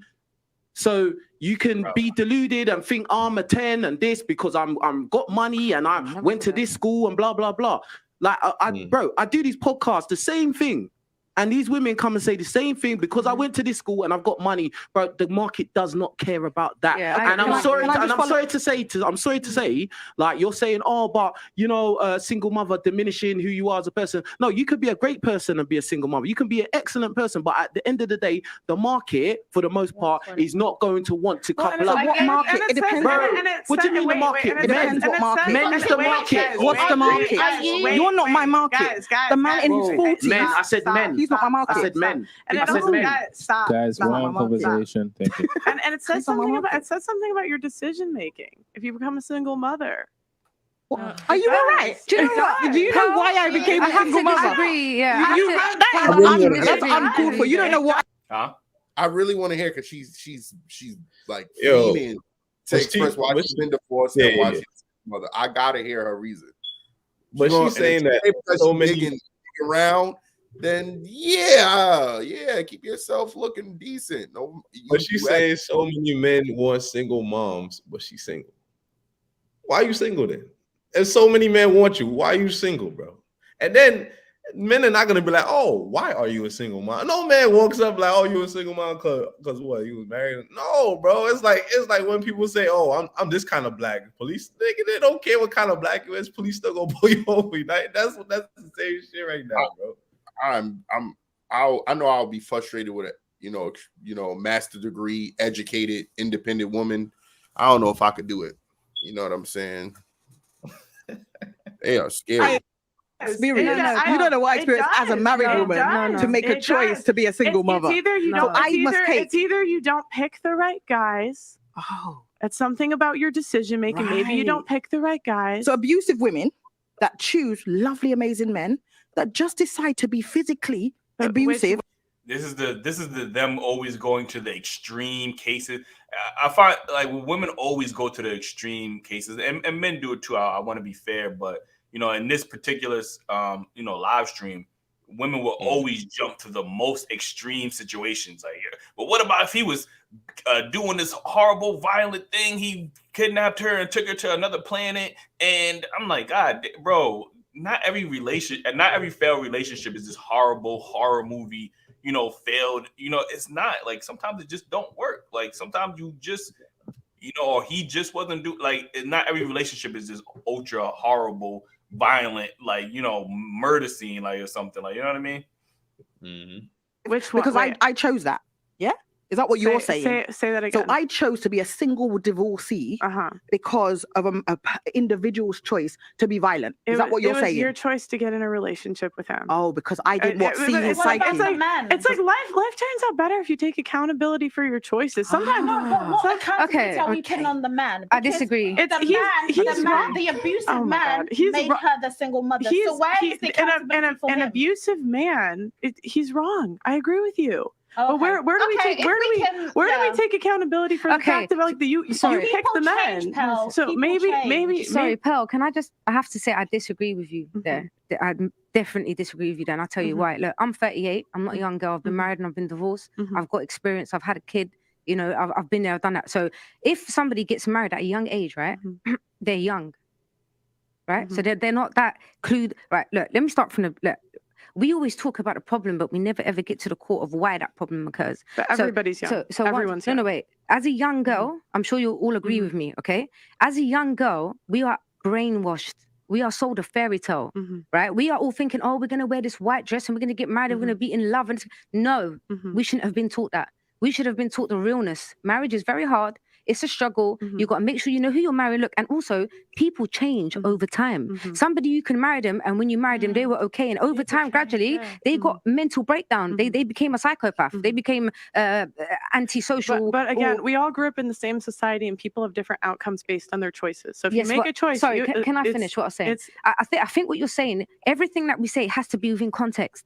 You know, some people might get married and the husband dies, and they become a single mother. You know, but we're not talking about exceptions. We're talking about the rule. Are the majority of single mothers widows? No. But does it go the other way? Does men's value diminish when they become? No, it doesn't. No, because they can just get up and they can go and remarry. Personally, for me personally, I'm not into the guys with kids. That's not my thing. But in general, no. I mean, most guys I know that have kids say it helps them in dating. Girls like it.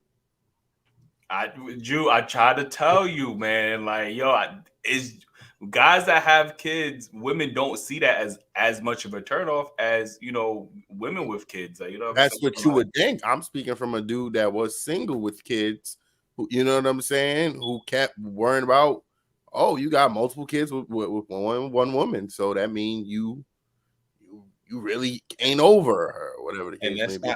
Did that stop you? Huh? Did it stop you? I mean, nothing stopped me. So exactly what Eli said. Yeah, I mean, wait. Within context, because we don't want to sound like, you know, it's all consensual. Like, you know what I'm saying? Oh yeah. Whoa, that sounds crazy. Yeah, definitely. Yeah.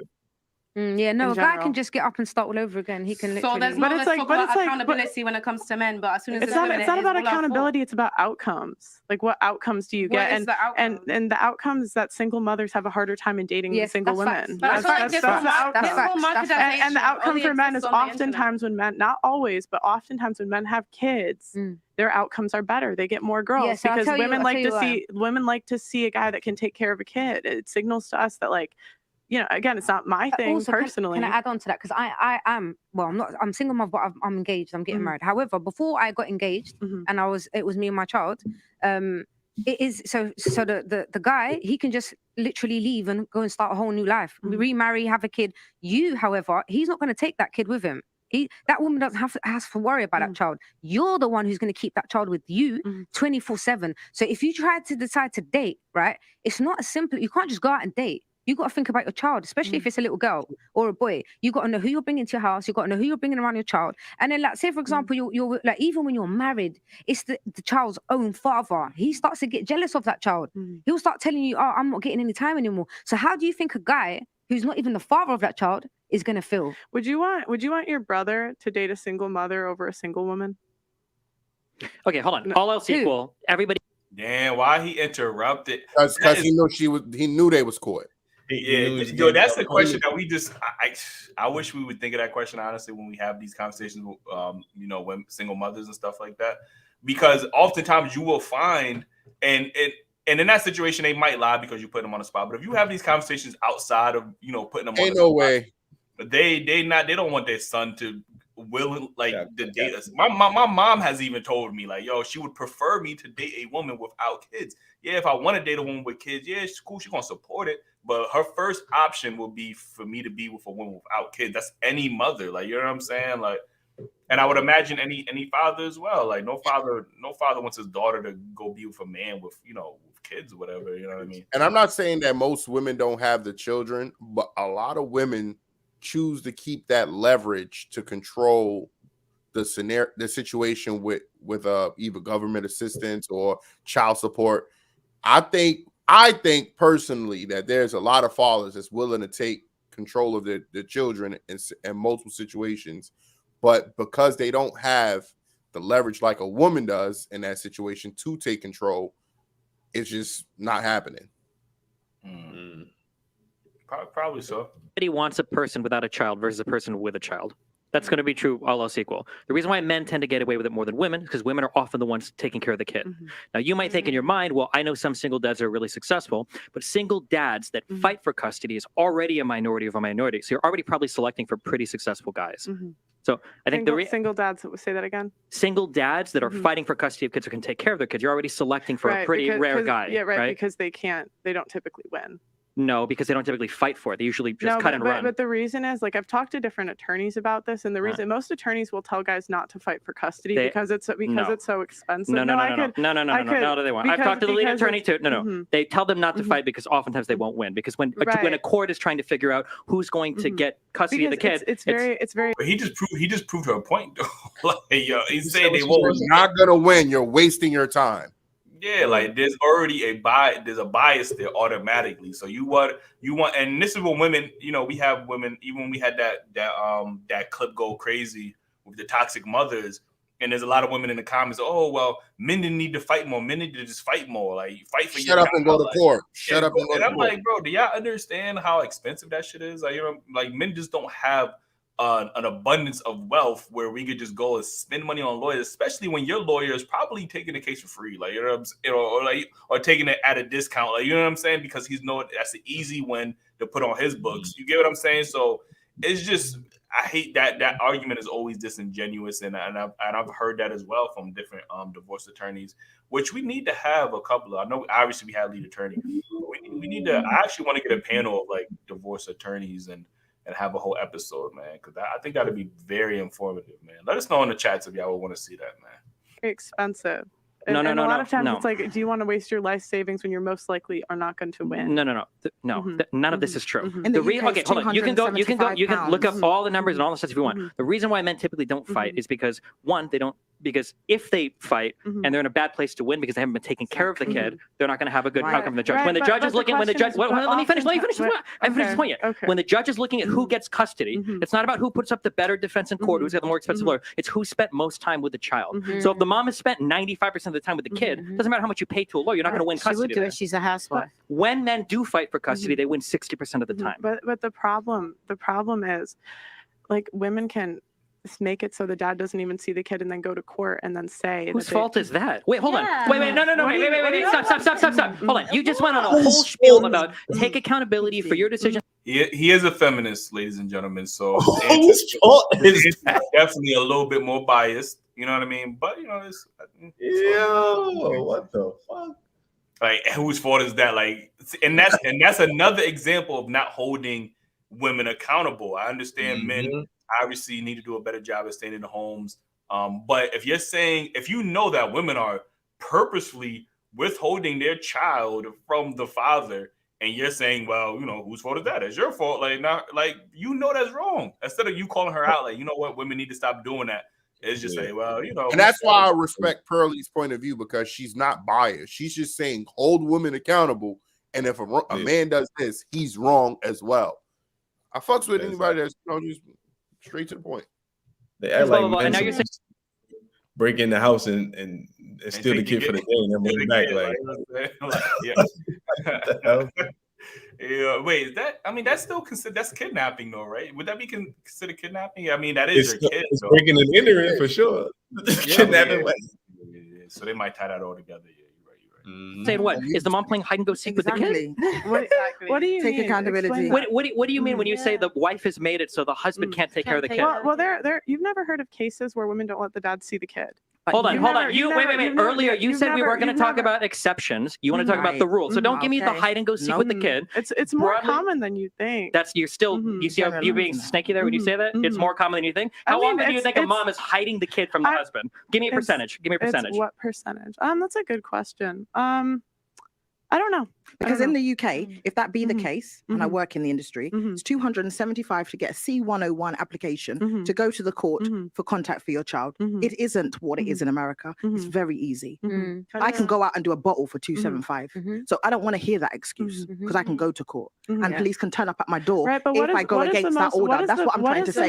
So all this expensive thing. What is the most expensive? That's child custody. The most expensive thing is the most expensive thing is taking care of the kid. That's the most expensive thing. Can I say something? No, I mean, a kid is very expensive, obviously, but there is a lot of incentives, especially within the American government system, that, you know, alleviates that financial burden. Like, you know what I mean? And then obviously tax returns and stuff like that. So kids are expensive. I'm not going to take that away from, you know, kids, but parenting and stuff like that. But we can't sit here and act like there isn't a whole government assistance program to help single mothers. Like, you know what I mean? Like, so. And I also don't understand, why does a man have to take you to court to get permission to see his child? Why is it getting to that? They keep saying, well, take him to court and do this and do that. We both made this kid. And if I want to be a part of my child's life, why are you holding this shit against me? You get what I'm saying? There's women that's, you know, saying, oh, there's not fathers or men don't want to be around their kid. You got a man that wants to play his role, whether you guys are not together or not. But you're telling me I have to go through a court system to still be in my child's life. I think it's so unfair. And people just think it's so simple, but it's unfair. 100%, man. They jump right past the accountability on the woman's side. Because they got leverage. That's that leverage. Yo, Amber, you might be right. That might actually be his hair. Like, it still look like a wig to me. It look like something I could just order on Amazon right now. So I'm like, I don't know. I want to see him take the headphones off real quick. Is she gonna come off with the headphones?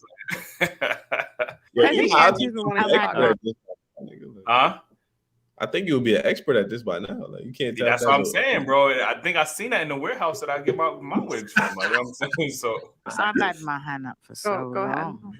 I forgot. Right? I forgot she was even there. I just want to say a few things. I was picked. I was in a relationship. It was abusive. And nobody can't tell me that with hindsight, you can't see that there's loads of red flags. So when he asked me to marry him, and I said, no, if he was the last man on earth, I won't marry you. I saved myself from getting married and getting stuck in a relationship. So yes, I was a single parent whose dad, the child's dad, asked me to marry him. And I thought about it and I thought, not on your life. And I actually said, if you were the last man on earth, I would marry you. That's the last thing I remembered. I was that cold on the floor. You know why? Because I couldn't imagine myself. My mum and dad were married. And I thought to myself, this guy, this guy picked me. I never picked him. This guy picked me. I fell in love, got into a relationship. It was abusive. And I thought to myself, the last thing I need is to get married and tied to this man forever. So if I knew that there were red flags before, when I got on the relationship woman.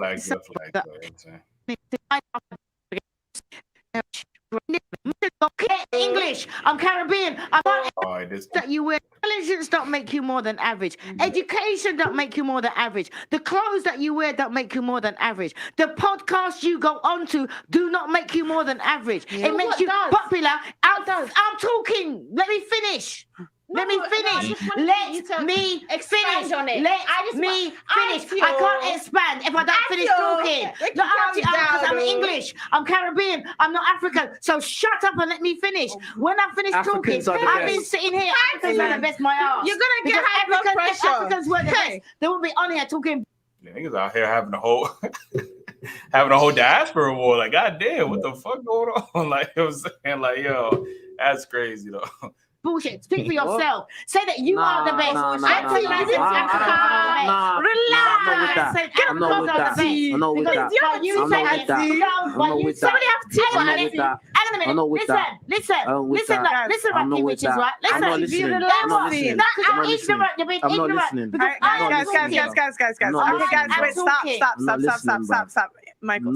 Michael, stop. Okay, 30 seconds, then Michael, you can go. I'm talking. She's talking. Look at me and look at her. You're gonna tell me Africans are the best. Okay, wait. Come on. Okay. Come on. Okay. Man, she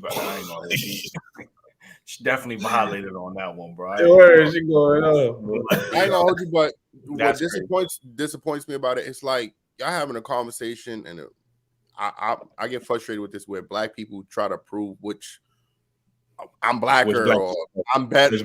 This black is better. We all black. Like, we need to stop competing each other about which country we come from, or you know what I'm saying. Y'all both from motherfucking London. You get what I'm saying? So I mean, just pointless. Y'all both black. Fuck where y'all from. Y'all both black. Like that's the important part right there.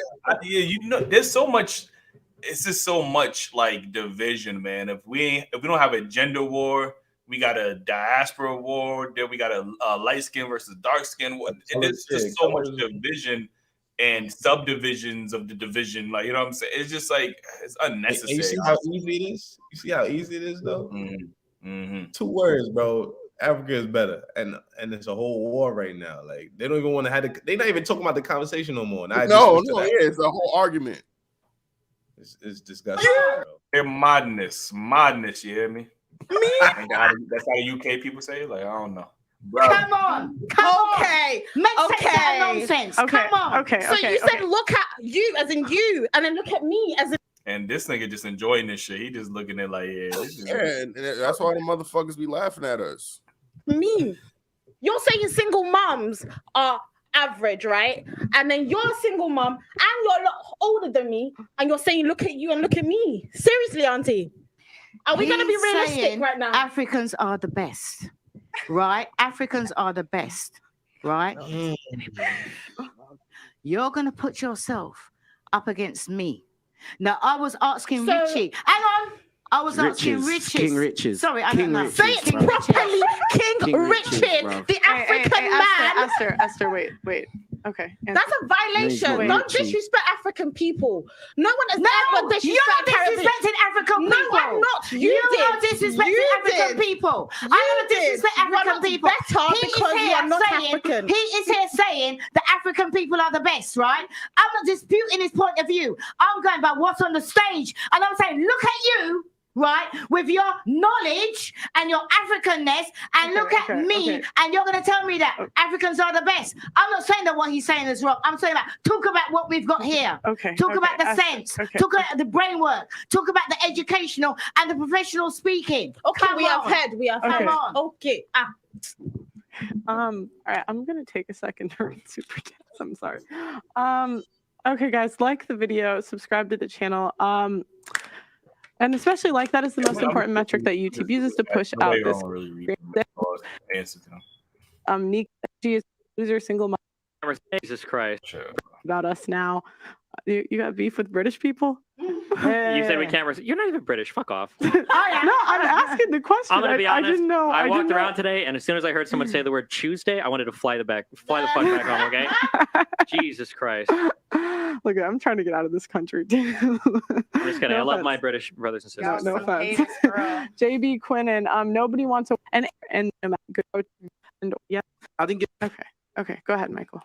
All right. So, is this mic even working? I don't even know. Yeah, it does. It does. We can hear you. All right. So basically, like the reason why I said Africans are the best, because like at the end of the day, in that little back and forth, you said something along the lines of, "Oh yeah, you're African. Don't tell me nothing. I'm Caribbean, and I'm gonna finish what I'm saying." And the way you said it, it came across as like, it came across offensive, innit? I didn't say that. You said something along the lines, not word for word, but something along them lines, and that's why I said Africa's the best. I didn't say it in a way as putting down Caribbeans, but I said it as like a stop, so that like we would actually start to think about what we're saying, and then it just went all mad from there. But at the end of the day, like I just feel like that, like people just say a lot of stuff and just need to think about what they're saying. When they rewind it, they will say I didn't say African. I didn't say anything about Africans. No, that's not what I said. No, you're not listening. No, I said that you said you are African. No, I never said that. Bro, did you hear what I just said? Go ahead. No, but did you hear what I just said? Repeat it, just in case I got it wrong. Go ahead. You did obviously get it wrong. Oh, so we'll explain again then, so I'll get it right. Oh, I don't know what your energy's about. Because really, you keep on calling me bro. I'm a woman. I've not got balls. You might think I am, but I ain't. So I'm asking you. I didn't understand what you said in the first place. Oh, you're so just hyped for no reason. Again. You're just hyped for no reason. Explain it to me again. You're too hyped. To be honest, I think honestly, and I won't call you bro ever again. I think honestly that you're too hyped for no reason, bro. To be honest, like you're just hyped for no reason. And your proof is? Well, everyone can rewind and watch it and see you just hyped. Okay, wait, hold on. Reason, I think he said something. It sounded like you were disrespecting him for being African. He was like, Africans are the best, not to shit on you for being Caribbean, but because he wanted to like stop that train of thought. I think that's what happened. There was a misunderstanding. He misunderstood what I said. I think there was when he said that Africans are the best, I thought, why is he coming about that? Well, probably because he felt like you were attacking him on that. But I think, my best friends are African. I just want to talk about. I just want to talk about white people. So I have another. That's kind of like when you call a white person racist. I got a black friend. Black friends, yeah, like, I got a black friend. My best friends are niggers. Yo, come on. Yo, funny as hell. Okay. We like Africans and Caribbean. Everyone's cool. Okay. And white people. Yeah, white people too. You know, everyone. Thank you. I just think people. I'm Irish. Everyone needs to just be careful how you speak, because people will take offense. Like if you say things in a certain type of way or anything like that, people will take offense. Especially Caribbean people. Maybe people need to listen carefully. No. Everyone needs to be careful what they say. They need to be careful. I don't want to hear what she said now. I ain't hear what she said. Did y'all catch what she said? That started off the argument. She said, "I'm from the Caribbeans. I'm not like one of you. You must respect me." And along those words. Okay. And that's what she was like. Shut up. And she told her shut up after saying she was Caribbean. Got you. Let's just agree to disagree. Okay. Nah, because can't overpower me. Listen, we're not going to that last time. This is a different podcast, Esther. Get over it. Get over yourself, Esther. This is a different podcast. Stop bringing up the past. Stop bringing up the past. Move on. Move on, Esther. Another day, another podcast. Move on. Auntie. Okay. Please. Okay. I'll give you. I'm gonna give her a chance to respond. Just. I see why she had to talk to her husband before she came on the show. Her husband's like, I don't know. Because you've talked. You want to say? Yeah. So what I was trying to say is, can you speak on the mic? Yeah. I think her microphone might be off. Is she muted? Oh, can you not hear me? Okay, there you go. I think, Auntie, you seem to have a pattern in which you say things and not realize what you've said. Because that's what you did to me last time. I don't think you even realized, because I think you said something about faith, whatever. I'm not going to bring it back. Oh, no. But the point is, because it's happened before, I think you don't realize that it's what you're doing. So I'm not even calling you out right now. I'm just saying, maybe just be careful. Call me out. If people call me out, Esther. Excuse me, Destiny. Do me a favor, Destiny. Put your head back a bit. I want to see her call me out. Call me out on what I said. I said your faith was weak, right? Right. Let's go there. You want to go back in the past to embarrass yourself again? Do you want to scream? Is that what you want? Let's go. We on the street. Screaming. Oh my God, Go ahead, call me out. Get over Call it. me out. You need to Get over it. yourself. I'm not bringing back the past. We've been Let's there. talk. We've done that. Auntie, let's This is something talk. different. Okay. Let's I'm listening. talk. Talk. Please. Talk. Okay, It doesn't have to be a screaming match all the time. Okay, guys. All I'm just saying is clearly you even offended him. Yo, Pearly sound like me when I be trying to mediate the episodes and Keem just keep talking. Like, nigga, do not hear me. You know what I'm saying? Like, yo. And I'm like, just saying, maybe Keem. sometimes listen to people. When they're saying they're offended by what you say, maybe just stop and think, what Tell if me I said? exactly what I said that offended him. Tell me exactly what I said. Okay, guys. I'm gonna, guys. Esther, stop. Yo, Pearl is really struggling. She like, yo, please, stop. Like, she done asked them like 100 times to stop, but they just don't. Nobody respect. Once the country war start, you know what I'm saying? Ain't no stopping. Yeah, once the diaspora war starts, that shit don't end. Auntie, stop. Esther, Auntie, stop. Okay, we're gonna talk about anything else. Wait, can I do a thing on the average thing real quick? Because we were talking about that for real. Fine. Okay. Can I add after you one bit I was gonna say? Well, it's not my show, so whatever's allowed. Okay. So the reason why when somebody calls somebody average, that's usually perceived to be an insult, right? I think we hear it that way, we give it that way. Nobody's ever told somebody that their average is like a nice thing to say to somebody. Now we can say that like, oh well, average is most people are average, kind of, but also not really, right? If you look at like an average person has 1.9 legs because some people are missing legs, but no human has 1.9 legs. You either have 2 or 1, right? When we look at who we are as people, there are some things that we excel at, and there are some things that we don't do anything at. So I think that's why we never feel average, right? Because we're above average, hopefully, at whatever our competency is in. So when you say that somebody's average, it's always going to be perceived as an insult. So I'm sure that Camilla or anybody else, you guys all had crazy degree. You guys are all more educated than I am, right? I'm sure that on a whole, you might be an average person, but you're not going to perceive yourself that way because you push yourself forward in some areas that make you not average, and hopefully you're looking for other people to plug into those above average areas. You know what? Man, I think he does have a point on that. You know, I think Ace, you said this too on previous episode that average is kind of looked at it as an insult. And I think a lot of times when we judge people on average, on their averageness, if that's a word, is always fine. Again, it always goes back to finances. Like, how much money are you earning? Oh, okay, you're an average earner. You're average. Nobody's looking at any other characteristics to be like, okay, you're not average. And that the easiest thing to categorize people is obviously their income. Like, you know what I mean? So, okay, you fall. And especially when women are talking about their preferences and standards, they usually want a man that is, above average as far as finances. Like, you get what I'm saying? So it's like, okay, well, this is what we always ask. Like, why should a man provide for you?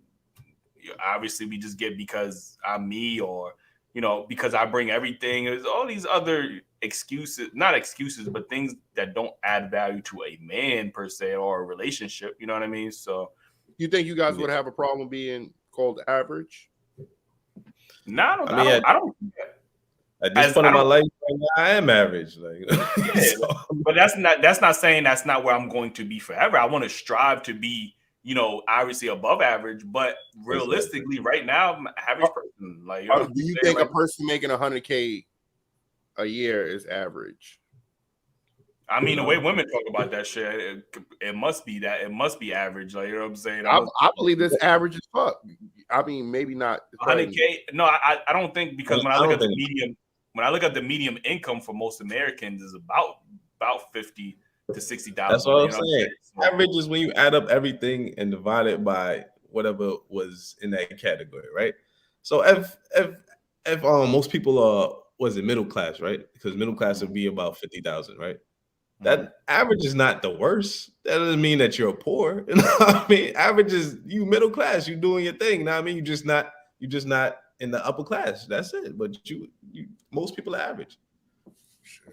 Being in the middle class is the worst. Middle class is there because you're not quite poor, but you ain't quite rich. You know what I'm saying? So it's like, damn. You get taxed like you can't roll up taxes. You get taxed like you rich. Exactly. Like, that's crazy though. Like, Can I just add a comment that's made towards me being average? I just want to say, it's not about even my degree, it's not about my master's. It's about what I've overcome and achieved in this life that makes me a survivor and above average. I have been homeless on the street, and I'm sitting here today and not representing that. My struggle, my success makes me above average. And nobody can't tell me that I'm not.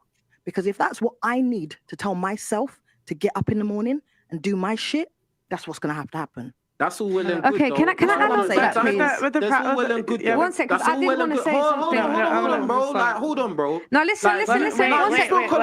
Listen. No, it's not your show. Shut up. Stop. Don't listen. I never disrespect you. Do not disrespect me because I will not tolerate disrespect from no one. I never disrespect you. Do not disrespect. Stop. I'm trying to figure out. She said, "Nigga, I never disrespected you," but hold on. Don't listen. I never disrespect you. Do not disrespect me because I will not tolerate disrespect from no one. I'm not them, bro. You disrespected me, so I've got a reason. Don't talk to me like that, bro. Stop. I just told you to stop. I just told you to stop talking. Guys, I was gonna give you a chance, but you can't. Come on. Wow. 30 seconds. Go. Wow. 30 seconds, and then you. This is definitely probably a hard panel to mediate because there's just so many people that want to talk and get their opinions out, and that is the thing, and that's what I wanted to talk about too. That's what's tough about having these shows is that, you know, obviously there's people with so many different opinions, and I know everybody just kick them out or just curse them out. Like, you got to understand it from our aspect. Like, we can kick people out when they're being disrespectful. That's understandable, but to go and curse them out, like, and to put ourselves in that situation, it's difficult to be in that situation, and y'all probably wouldn't understand it because you don't have, you know, you're not podcasters and stuff like that. But, you know, when you weigh the scale of probability, like, kicking somebody out is understandable, but if you do it any other way outside of being respectful, then it becomes a whole type of thing, and then you get canceled online, and then you got all of these things. Like, it's just, you got to pick and choose how to, like, manage these type of scenarios. Like, you know what I mean? Like, you don't want to elevate the situation. You don't want to elevate the. You can't. You as a man, you gotta know how society is. I cannot curse a woman out. I cannot be aggressive with a woman. Like, bro, those are means to get your platform taken away from you. You getting canceled. You know what I mean? Like, so it's like you have to kind of think about certain things when you're in these situations. You know what I mean? But I wanted to say something about what she said about her being average. She said she came from poor and worked herself up to where she is now. So she poor and she worked herself into average, but she's not average. You still average at the end of the day. Unless you poor and you worked yourself into the upper class or the high class, that's different. But that doesn't seem to be what happened. Like, you just average now. You sound like you worked your way into being a functional adult, like, you know, in society. Like, you know what I'm saying? So, what I also think she's just trying to say that she has value because she came from so far. But at the end of the day, I think she still doesn't understand that that's average. That's life. That's reality. That's everybody's situation who was poor, who's trying to do something for themselves. Yes, applaud yourself, and yes, have value for yourself. We're not saying to say, yo, I'm not nothing, or I don't need nobody, or whatever the case may be. Of course, place value on what you are. But you got to be real. And you got to understand on the person that you're looking to receive that from you. Does a man really care about everything that you brought up? You know, okay, you're educated. Oh, yeah, you got some money. I mean, those are two things that men are not really looking for in a woman. So, I mean, you're average. Mm-hmm. Yeah, I mean, can't stop talking. Go. Anyway, I can't remember. She just threw me off. Okay. I can't remember. Okay. It was just so funny. Okay. Like, Okay. Like, I don't know what's going on. We were talking about average. We were talking about being average. It was an average conversation. It was an average conversation. All right, cool. Pearl looks stressed, bro. Like, yeah. Guys. Okay. Oh, wait. Hold on. Guys. No. Listen, guys. Guys. The mics are off now. Guys. Yo. All right, guys. Okay. All right. Thank you. The first rule of the podcast: don't interrupt the host. Yeah, we're not going to tolerate that no more. If that happens, you gotta go. Thank you. Yeah. Are we all cool with that? Okay. All right. Cool. Thank you. I know. But there's another, a thing about, feminism allowed women to actively talk to men. Like, come on, bro. We know realistically if this was really a situation and they fought, she's fighting a man. She's probably gonna get her ass beat. And because she escalated this situation, I believe she said she was married or engaged or whatever. Now because she is escalating a situation that didn't need to be escalated, now either she gonna have to suffer ramifications by either getting into an altercation with a man, or she's gonna have to she has to bring her fiance into a situation that she escalated. Now he could get things could happen to him. Unfortunately, all because you want to challenge a man and you want to it's like, I don't know, man. It's just unnecessary. And I find a lot of women trying to challenge men. And, I always say with equal rights come equal lefts. So, you know what I'm saying? That's what, equality. Like, you know what I'm saying? That sounds equal to me. Like, I don't know. Like, you know what I mean? No, I don't condone. I just want to put that. We do not condone violence. You get what I'm saying? But you got to defend yourself. You know what I mean? You got to defend yourself. Disrespectful stuff either. Thank you. Okay, wait. Okay, no, stop. Okay, thank you. We're gonna go on to the next question. All right. All right. So, You know what? I'm gonna leave. Okay. I'm not gonna tolerate disrespect. This might be your platform, but respect people when they come on your platform. Okay. Goodbye. Go. Okay, because. Listen, mind yourself, bro. You know what? On the rebound. On the rebound, bro. I disrespected you. I disrespected you. You don't know who you're talking to. How did I disrespect you? Be careful. How did I? First thing you call me bro. Then he said, I call everyone bro. I have a show here and I call everyone bro. So that's why she's angry. You're angry because I called you bro. I called the auntie bro and she's right next to me. No, auntie hates it. Auntie hates it. Wow. Auntie told you long time. Auntie hates We're it. in here on the podcast, but there's the streets as well, bro, isn't it? Mind yourself, bro. Mind yourself. Yeah, you're damn right. You're damn right, bro. Damn right. And I'm gonna see how fucked up you are. Yeah? Wow. Okay. Disrespect. Yo. Listen, Well, as a man, right? If your woman called you like, yo, babe, this man down here calling me bro, come get him. like how you respond? I'm like, bro, get off my phone. Yo, dude. Honestly, I think it's a huge miscommunication. Like, if she would have said, "Y'all got a problem with you calling me bro," I'm pretty sure he would have been like, okay. And he might have said it again because he say "bruv" every 2 seconds. All the time, bro. That's just how he talk, bro. So for you to, and I think I don't want to say a lot. I don't want to say all women, but a lot of women do this when they're in an argument. Little words become like bigger than they are. You feel me? So like you will say something all the time, and because y'all arguing now, oh, you called me bro. Like bro, it's just bro.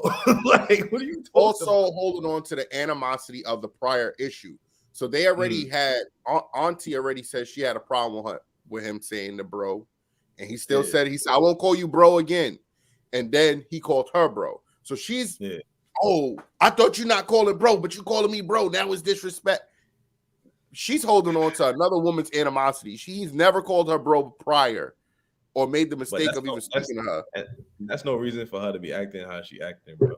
But let me get to the super chat real quick. Sierra Turner said, y'all will always be the one. Y'all will always be one of the most respectful podcasts after the Why Eli moment. I could never laugh. Yeah, that's the whole fact, bro. I ain't gonna lie, man. We definitely handle ourselves well on that one, bro. Shout out to you, Sierra. I still don't understand what y'all wanted me to do. Y'all wanted me to really fess her up, like fight her. Like I don't understand what was gonna happen. Like you know what I mean? Like, but I think we have these conversations and I always want to put them out there. Like, and it's never to disrespect people. Like that's not our aim, at least on this podcast. Maybe it is on other podcasts, but we're not here to disrespect people. We're not here to embarrass people. We just here to have conversations. And, we don't want to get to a point where we have to, like other podcasts where we got to look over our shoulders because motherfuckers is out to get us. Like that ain't, we ain't trying to live that life. Like that's not me. Like that's not none of us here. So, listen, man, we value the people that come on our show. We want people to continue coming on our show. And yeah, like it is what it is at this point, man. But I don't understand what she was really that upset about. But I don't know. Bro. Me, bro, I don't know you. So that's what you have to say, though.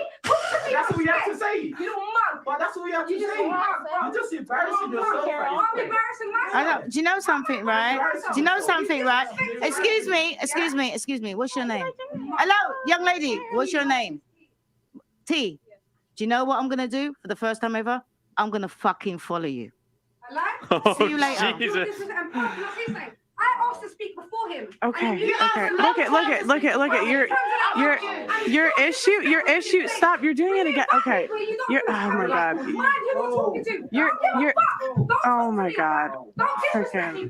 And the thing about this is, I believe, you know, just like other podcasts, sometimes people have these podcasts at their, you know, their own apartments or condos and stuff like that. So the last thing you want to do is escalate it. Now they fighting in your apartment, they breaking stuff, and then that's like it doesn't leave a good taste in, you know, your, as far as, you know, your landlord and stuff like that, or it's just unnecessary, man. Like, you know, I know it makes for good entertainment, but you know, just imagine if King Rich's handled, you know, was yelling and going back, just, you know, with her same energy. You know what I'm saying? Mm-hmm. That narrative wouldn't be. We all know as men, especially black men, there is a certain narrative that is going to be around us. You get what I'm saying? So even if King Rich's did address it and he matched her energy, it's not going. The narrative ain't going to look good for King Rich's. Everybody going to say, "Oh, why is he challenging a woman? Da da da da." He should be like. It's so much. It's different from a man. So you really got to.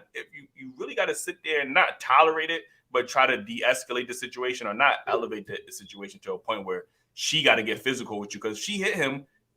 I believe he has all right to hit her back, but the internet is not going to believe that. The YouTube is not going to believe that. Like, you know what I'm saying? Stronger than her. Yeah, like, so nobody's going to come to the man's aid. You know, everybody's going to talk about watch who you talking to. Do you know who you talking to?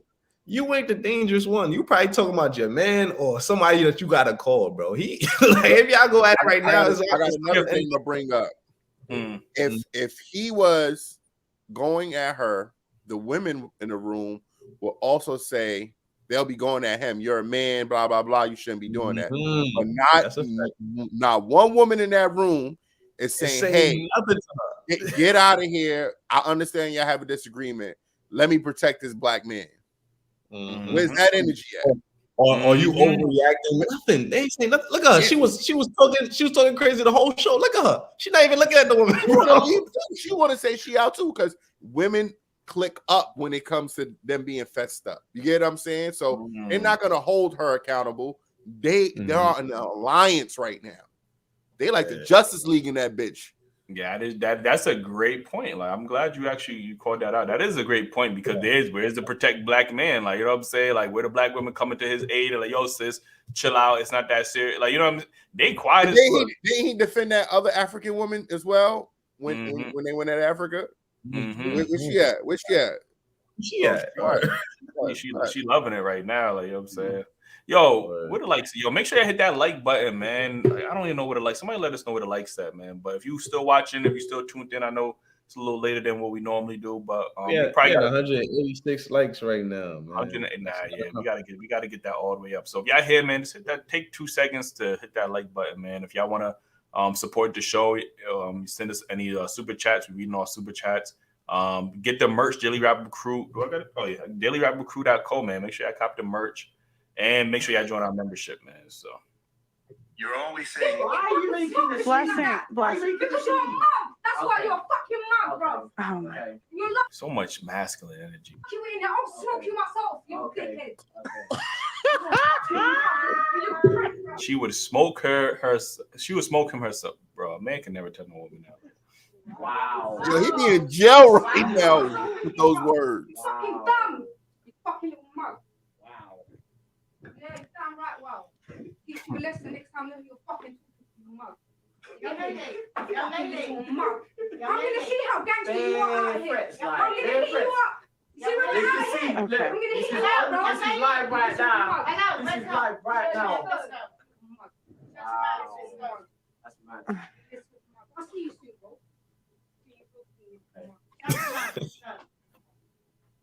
Like, I'm just like, I need to know, chat. What do y'all expect him to do in this situation? I just want to know from the chat, man. What do y'all expect him to do as a man in this situation, should he match her energy? Should he yoke her up, teach her a lesson? Like, what do y'all think he should do in this situation? Because I'm genuinely curious as what y'all think, or what would y'all do in this situation? I'm just curious.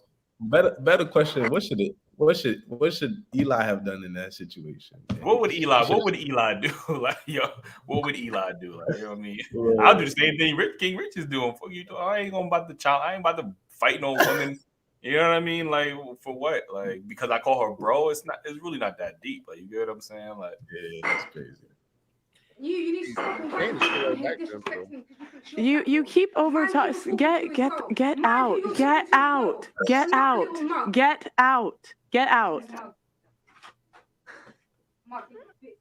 Oh.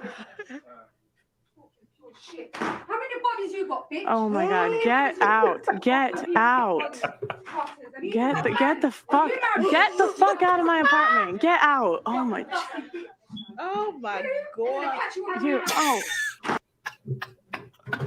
It's not funny, bro, but it is funny though. It's like, yo. But why she don't got that same energy for Pearl? Pearl is over there telling her to shut up, get out, get the fuck out. Like, get up and get out, bro. Like, you know what I'm saying? Like, all that because of bro. That's bro.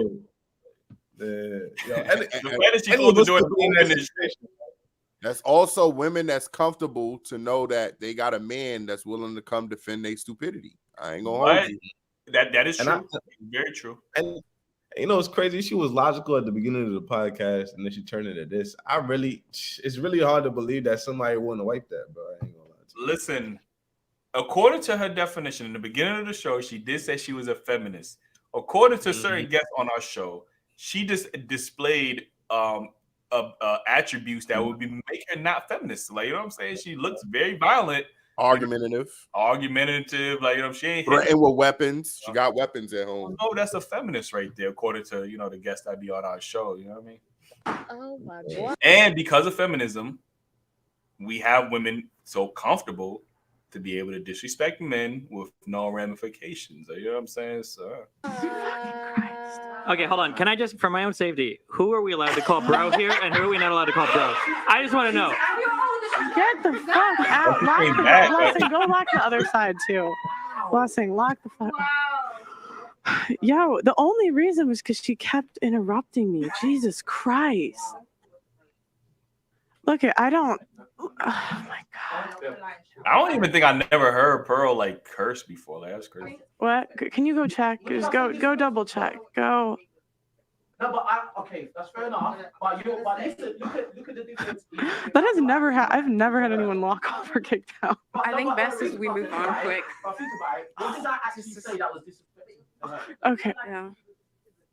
Yeah. But she's saying I was disrespectful to her. How? Yeah. Okay. You were antagonizing the situation. This goes to Drew's point. They're so quick to defend her poor behavior, you know what I mean, and blame the guy. Like, listen, you can say he was in the wrong. You shouldn't call her bro. That's understandable, right?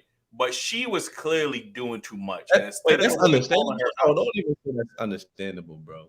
If I'm trying to just play both sides, right? Maybe she don't. Some people got boundaries. Like, maybe that's her boundary, right? Where in the world is you acting like that because somebody called you bro? Understandable, bro. I could see bitch.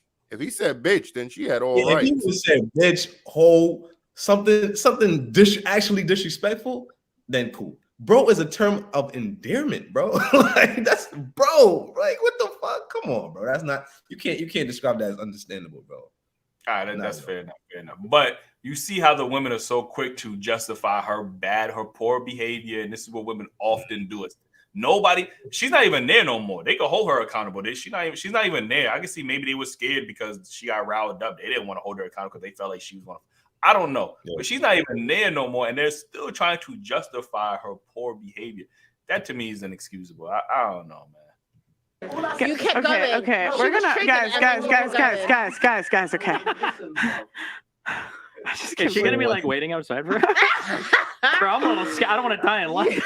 Are you guys crazy? We were supposed to have security. With your eyes We were supposed to have security tonight, and it didn't. I was like, nah, that's niggas might. Now I don't think we gotta hire no security, but shows like this, they definitely need some security. Need security.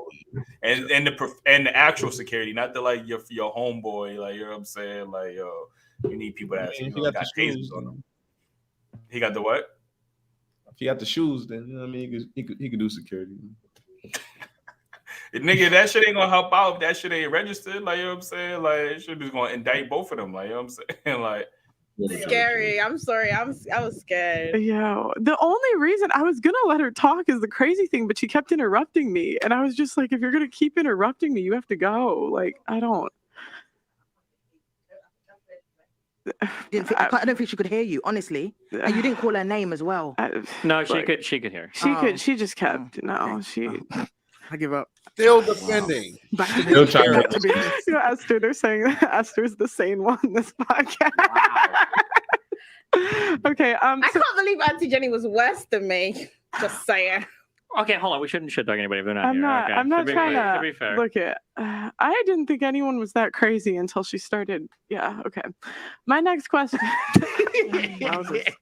I actually didn't think it was that bad, but I guess it's back to thing. It's like your elders. Like, I just would people that We're already upset, and then Yeah. him saying "bro" was just like, Yeah.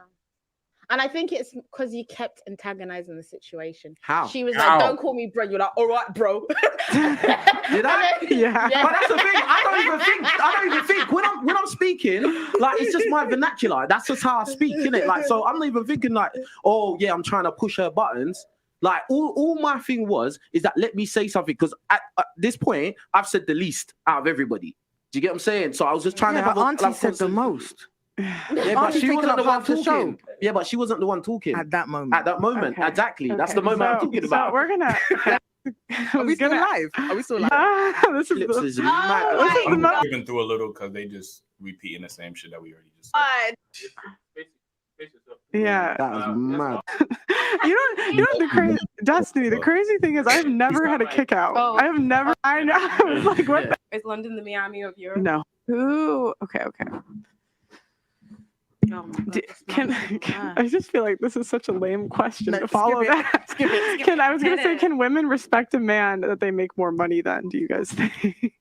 I think when it comes down to actual household, because I know what you guys like to have like subservience and dominance kind of dynamics. I think that gets very hard when there's an obvious breadwinner, and I feel like realistically, whoever's making the most money ought to. It will just naturally. But sometimes you don't have to say, you know. Like, I've been that person that's earned the most money, and it's about you respecting that person, not to throw it in their face either. And it's about there's certain things that you don't even have to spell out. Like, I'm on 55K and you're on 25K. It's just like, okay, well, what we'll do for the household bills, we'll go halves. But I've got the holidays, and I've got the. Do you know what I mean? So I think you can respect, but it's a choice. It makes more sense when you're more impoverished. So when there's someone that's obviously like you are dependent on them for rent and food, that's when the dynamics you can't really have that dominance. That's the problem. Yeah, it's the impoverished bit. I think for a lot of these things, my mic's on, right? Yeah. Okay, sorry. I think for a lot of these things, I think it actually depends on how the man carries himself, right? I think that if you are so like I think there's a similar question in terms of like, can a woman be with like a below average height male, right? There's a guy who might be 5'9" who carries himself normally, and there might be a guy who's like 5'9" who acts like he's very short all the time. And I don't think people won't like that guy, but not because he's short, because he thinks he's short. Same thing with like in a household, if the man is making less money, as long as the guy is contributing well to the household and he's not like being weird about it or being like moody about it, I think it could probably be okay. Would you agree that it's more of the exception rather than the rule? Are you asking me if I believe if numbers are real and they exist, or of course it's the exception. Generally, men are more than women right now, so generally, yeah. No, because I agree with you. Because I have a lot of tall friends, like super tall. Like I'm not in agreement. In terms of, I'm gonna say, oh Lord, I want to bring culture back in here. Okay. Black Caribbean culture. I'm gonna tell you, the average man versus the average black woman right now, the black woman is earning more. Is that in the Caribbean, or is that in London, or what? I'm going to talk about London, Caribbean. Okay. I can't talk about America. I can only talk about where we are now. Because what you were saying about at the average. Yeah. What happened? I said I don't know the stats over there in London, but you know, we like to say that. I'm pretty sure. Huh? She said in the Caribbean, right?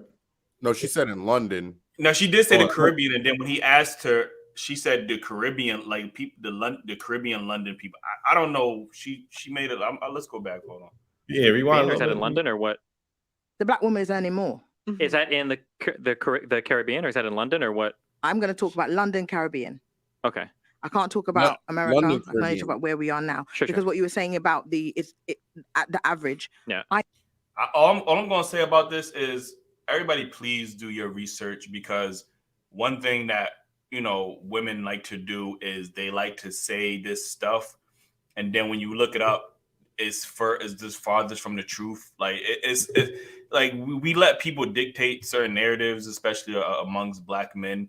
I would just take anybody to advice, because American black women do the same thing, and then when you look up the numbers, black men out earn black women. They have a higher average income than black women. But if you let black women tell it, black men are just the poorest people, and black women are just so out earning them, and it's not true. You get what I'm saying? So everybody just do the research, man, and stop letting women always try to dictate the man's narrative. You know what I mean? Because they will do a great job at that. I promise you. Like if it's up to them, they'll make us look like we the worst of the worst, the scum of the scum, we the bums of the bums, like everything, bro. Like, you know what I mean? So I'm actually gonna do some research after this just to see if she's actually backing up what she's saying.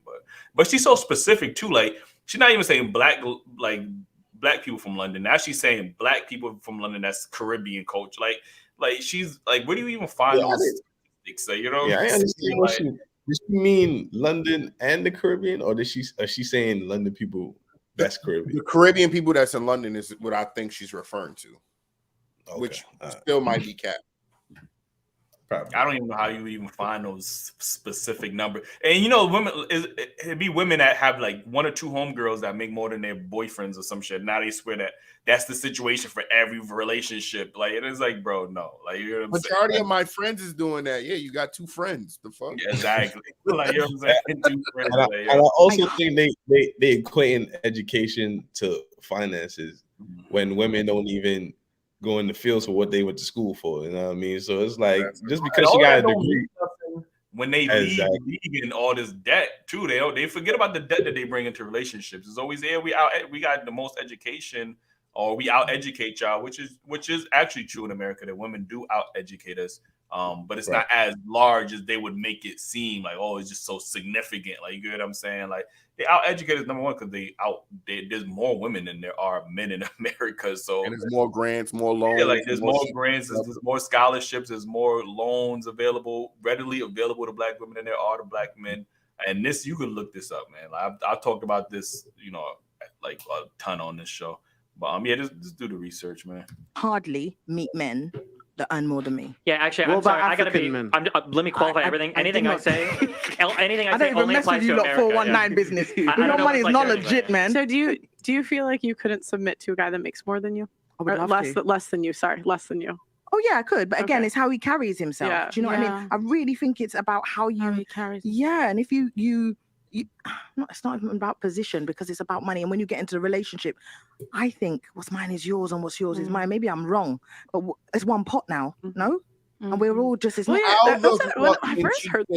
how can she say that if in the beginning she's saying that she's saying she could submit to a man, but her whole thing was she couldn't agree when a man told her that something was right or wrong for her. She makes her own decisions. So how can you how can you claim to submit to a man that makes less than you? That's like Gabrielle Union feeling comfortable to cheat on her man because she was paying the bills. And then they like to leave these little like hints out, like, depends on how you carry yourself. That shit is not real. That's not reality. Yeah, I think there's usually a certain mindset that comes with somebody making more money in these situations, whether it's men or women, because I want to be fair. But to sit here and act like women don't have a superiority complex when they have more money, when they make more money than a significant other, I gotta call cap on that, man. I don't know. Definitely.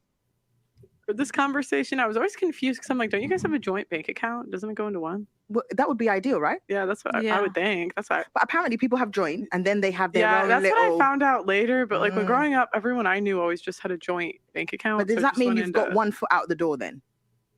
I'm wondering, in those relationships where you have the joint, but you also got your little side monies, are you really fully are you fully invested in your relationship? Or is that your money for a rainy day? Like, for example, I've been told you have the joint for all your main bills, but then I have my money to do my hair, to do my nails, to do my, whatever. But why can't I take that from the main pot? I think you should you just like pay bills, pay each other. That's what I do.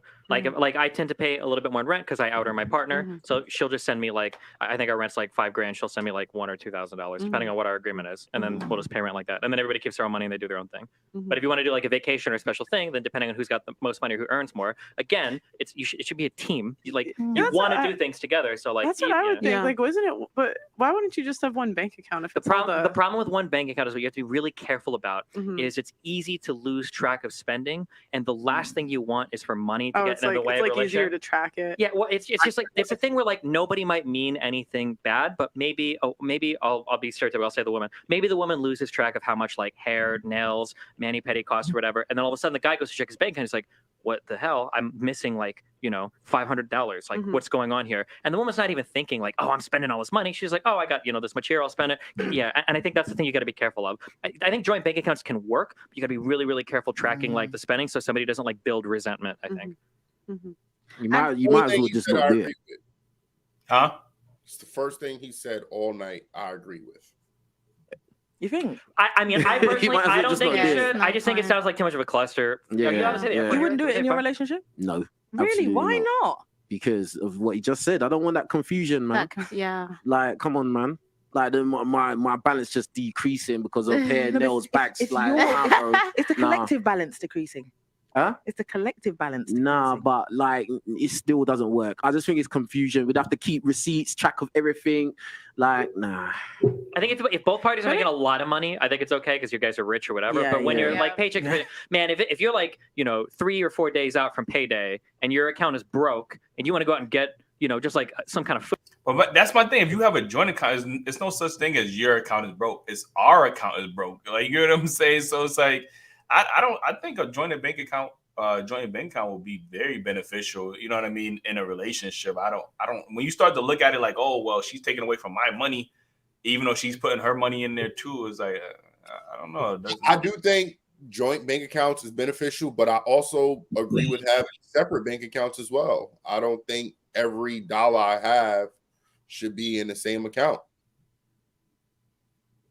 I feel like we can invest. I mean, it works for whatever works for the relationship. Is best for the relationship. I don't see a problem with a joint bank account. You know what I mean? I would do a joint bank account to do leisure things for us. Like if we want to go on a date, we can use that card for that account. We want to go on vacation, etc. But I wouldn't do it for just everything, all finances, unless like you said, now you're assuming that your partner is just this unfinanced, like this. No, I know for a fact that my partner is not financially literate, or responsible. You know what I'm saying? She would say, you get what I'm saying? She'll spend money, like, you know what I'm saying? But that maybe because she's comfortable on knowing that I'm more responsible financially, but at the same time, it ain't getting no better. So I would never give her access. I mean, she has access to my money, but I would never. Like, it was like not happening. Man. She would never put it there, but like, yeah, spend what you want. Like, well, she has my pen, but she knows better than to take my money out. Yeah, exactly. Right. Food, and then you go and check in the last 4 charges where something your girl did. I don't care what kind of man you are, you're gonna be pissed off. Even if you spent more, you're gonna be pissed off because you're gonna see it like, oh, that's gonna be tense. It's gonna be tense. Yeah. Who do you guys think benefited more from the women's sexual liberation movement or the sexual liberation movement? I would say men. Men. And it's annoying because in any scenario, men still all. Yo, she just looks. I barely even heard her talk the whole show, bro. Like, you know what I'm saying? I want that topic for us. Which one? Who's did we talk about that? Like, that's part of the hookup culture, like, topic that we have, right? Yeah, it is. But I want to hear what women say, on the show, like average women. These are they don't believe it. Nobody believes they're average member. Like, you know what I'm saying? Average. Like, she just came on to talk about single mothers, and she got shut down. She ain't got nothing else to say. That's it. Oh, she ain't got nothing to say. Like, she texting that one nigga that's going to accept her for being a single mother right now. benefit. Even before women got their sexual liberation, men still benefited. Now they've got their sexual liberation, men are still benefiting. Why do you think so? I mean, why do you think men benefit? I'm just curious. The reason I think men benefit is because now men don't have to do a lot now to get sex. So literally, go on a dating app, a woman's coming. Even now, women don't even get their Ubers paid anymore. They'll be like, I'll drive to you because I need some D. Now, what it's done now is creating unrealistic expectations for relationships. So now, as a woman, you want a man to wine and dine you and 69 you. But I feel like now it's like men don't need to do that anymore because you can just get sex somewhere else. Is that because I'm liberated or because the traditional values have gone? I think liberation in the promiscuity manner. That's what I'm speaking upon. Obviously, I would say to an extent I'm sexually liberated because of the fact that I feel like I can have sex with whoever I want, but this is a person that I want to be with. It's not just somebody that I saw on the street and because he's fine, I'm going to let him put something inside me. No, it's because I respect this man. I want to see a future with him. You know, it's somebody I actually see myself with. But I think a lot of women now, it's just, I'm horny. You know what? Let me give it to any man. And I feel like that is They don't give it to just any man, bruv. A lot of women Oh, do. sorry, I called you bruv. I apologize. Right, bro. You call it bruv. You're gonna come hurt me now. Sorry. How many bodies have you got? I gotta watch my back now because I called you bruv. Do you know what I mean? But I think like a lot of times, like you're saying, yeah, you're liberated and all this, but it's not like women are not just going around throwing it to just any guy out there because there's loads of guys that are not getting any box. And you don't always forget that every single time you have these conversations. I hate this point. No, but it's true because you don't even register those guys. Because, we always quote the 40% of men that are not getting sex, right? Yeah, you don't care about them. If you are in that category, I'm really sorry, but society already helps you. Like, men literally can get sex on a platter. You can get a prostitute. Do you know, actually, what people never actually say? They say 40% men report to not be having sex, but what they don't report is they're not having sex because of women. It's because they don't feel confident in themselves. So I actually saw the report. It was saying things like, I've had a lot of, they reported things like, I've had a lot of chances, but because I didn't feel like I was going to do it right. And they said the reason that they feel this insecurity is because of social media. And you know, in social media, the justification some women just be making, bro, just like, you think a nigga really care if he's gonna? Well, my issue is she said that men have sex on a platter. They could literally go and buy a prostitute. So what do women have? Is sex not on a platter for women, like on a daily basis? Like what the fuck, bro? Yeah, she's talking about paid opportunities. I mean, yeah, anybody could pay for sex if she means that in a literal form. But you know, if you know why? Because men are still paying for pooms, whether they take them out on dates and do all this stuff. She's saying that you paying for the pussy. That's what she's saying for real. Pay for it. Do y'all think? Do y'all think things would be like if you could just go up to a woman and be like, yo, I was gonna spend this $100 on a date. I'll just give it to you for the sex. Like, y'all think women will be with that or no? Like, I was gonna spend it on a date. Like, I really just want the box. I'm being upfront with you. I want the box. Like, here's the $100. Like, what's up? Like, you think that women say they want men to be upfront? I believe we'll be more surprised with their answer than we think we would. Yo, I think we just got our first question for our street interviews. Because I can't see the woman just be like, yeah, just give me $100. Because then they're gonna feel like they're gonna feel like a prostitute. Now, I don't think women would openly just take it. Like, I think, you know, if they feel like nobody else can hear them or they're not gonna be exposed, they gonna put that money. I think one time out of 50, a woman say yeah, bro. That's it. You said what? One time out of 50, she would say yeah. Because y'all don't want us to waste y'all time. Like, we dressing it up basically. Like, you hear what I'm saying? Now you get to do whatever you want with this $100. Now, because out of that dinner I'm spending $100, I'm getting something out of it too. Now you get the whole $100. I don't know if it's going. I just want to know will women be more receptive to that? You know what I'm saying? Like, let us know in the chats, man. I think they will. One, if you agree. One, if you agree that women would take the 100. 2, if you think they'll say no. Let us know. I think more women will say no than yes, for sure. Yes, yeah. And I think it's a perception. They don't want to be perceived as a prostitute. Yeah, they might be getting the acts and gestures to get their box, but it's like. But also, it depends on if you're a stranger or if you know her. Like, you don't have to be like real close to her, whatever. Like, yo, I got 100. Yo, let's go to the telly. I think she'll say yeah. Don't let me work in the same building. I think that changes things. If you knew her for a little bit, you know what I mean? When I say little bit, I mean little bit, like a week. I mean like 2 weeks. Yeah. I mean, I don't think you just pull up on the street like, yo, what's up, you look good. Let me give you this 100K. I mean, it's 100. I can see dudes saying that at a club. Let's get out of here. Let's get out of here. I got $100. Possibly. You just think the worst about women in the club, though.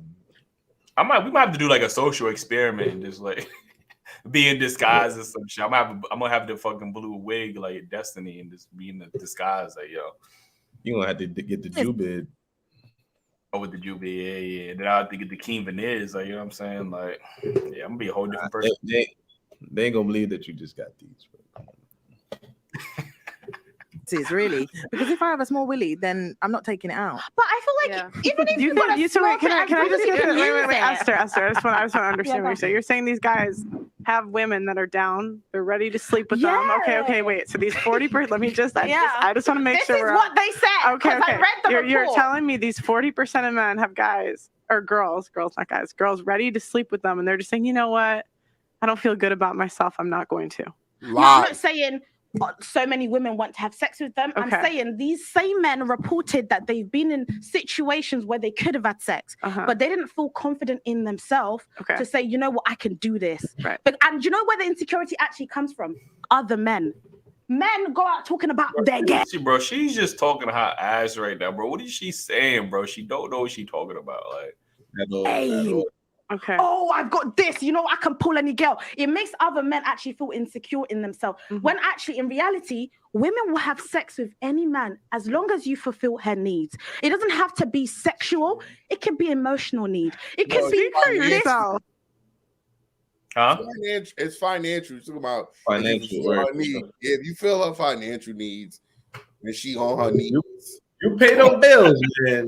You liable to get some. I mean, liable to get. You pay her bills, like Jew would say. This some shit Jew would say. If you pay her bills, then you could give her the deals. Like, that's some shit Jew would definitely say. Like, make her clap her heels. You know what I'm saying? Listen, I do. It is getting kind of. There's a couple of more points, man. I do want to get to the part where I think she gets kicked out. Like, let me see. She got kicked out? Yeah, I think later on in the show. Pro is not playing with them. Yeah, I don't know where that happened. I do know it happens in the other video. Let me find the other video. Because that one, I think they edited it to where she just kicks out or whatever the case is. So let me take. But she also said that men feel insecure because other men are bragging about they get multiple. Yo, if I hear my bro is getting women and he's telling me what he said to get said women, I'm motivated. Oh yeah, we lit. That's what you have to do, When do lose confidence? When do men lose? Yo, correct me. I don't know if I'm wrong. Are you more intimidated because your brother or your friend or your associate is bragging about how he's getting women? I don't think that's an insecurity. I'm motivated. Yeah, I got the other video right here. Is this right? Oh no, this is. But again, if y'all want to watch the full video, I know there's still like about an hour left, and it's already getting kind of late. If y'all want to watch the full video, we have it in the description. Go check out just Pearly Things. Go check out my man King Riches. Got some dope content over there. If y'all want any videos for us to react to, DM us on IG, Dailyrapupcrew. You can email us, dailyrapupcrew@gmail.com. If y'all want us to react to whatever videos, because I know there's a lot more of y'all scouring the internet than it is us. So yeah, y'all might see videos that y'all see that we don't see. So I think it's the second part. So Let me get into this. Oh, thank you guys all for coming. Hey, we made it. Look who's left. Hey, survived the Pearly show. I don't think I've done enough fresh and fit. We made it.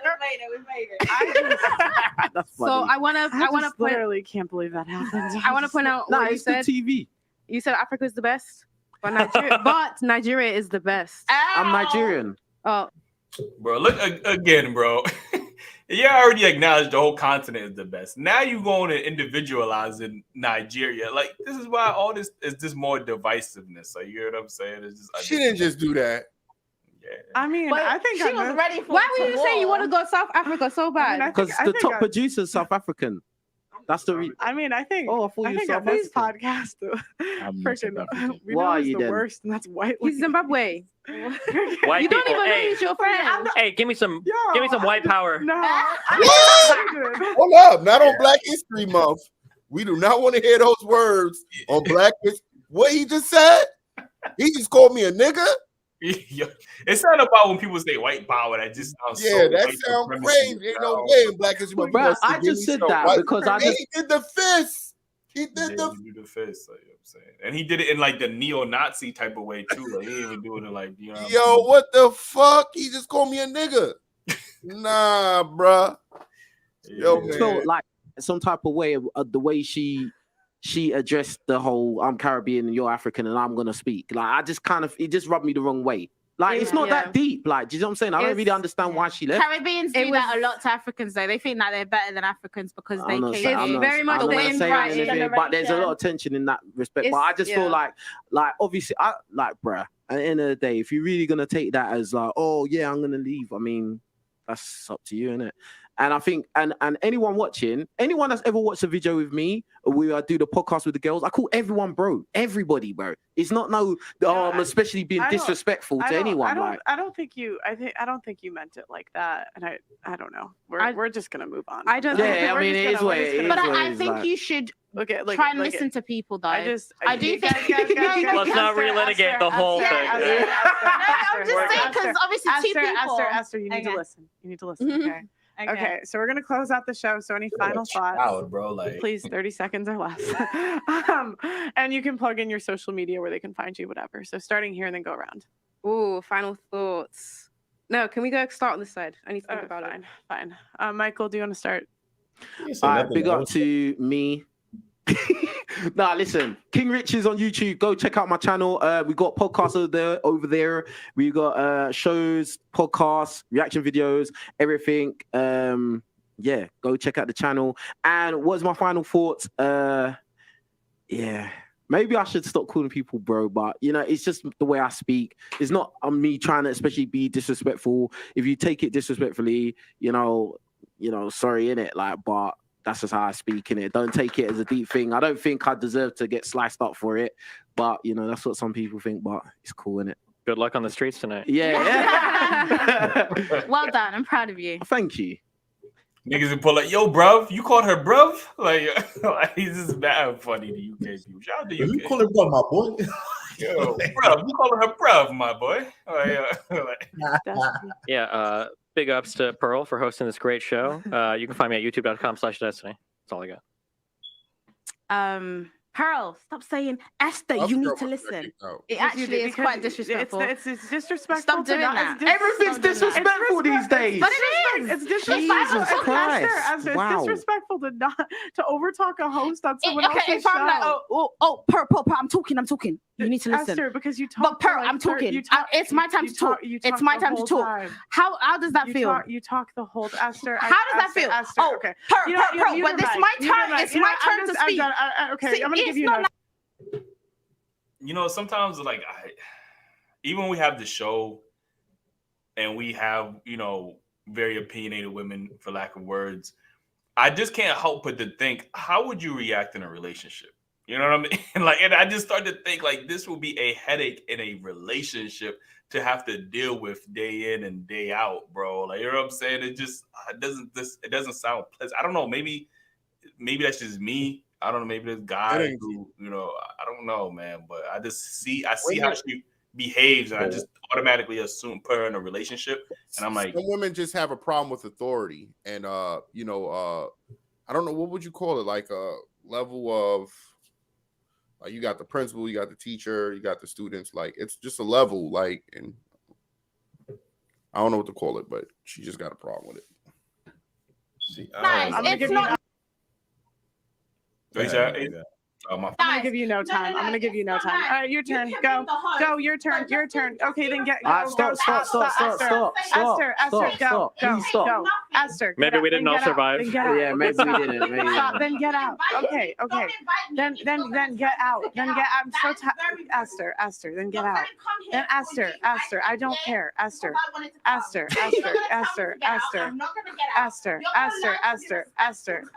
Again, so listen, chat. What do you do? We need some advice. This woman, Pearl's clearly trying to tell this woman to leave. She's saying she's not going to leave. So what do you do as the next step? Do you yoke her up? Do you like what is the proper procedure? Why you need security, man. That's why you need security. And you need a female. Now you need a female security, because a guy security, as soon as he touch her, automatically you assaulted me. I think it's different if a male told a male security to grab her. You get what I'm saying? I think if a woman tells a male to get her out of there, then it's for her safety. What's the difference? Yeah, his job is to get people out of it. Like, that's it's true, but she's still, you're a bitch. You this, you that.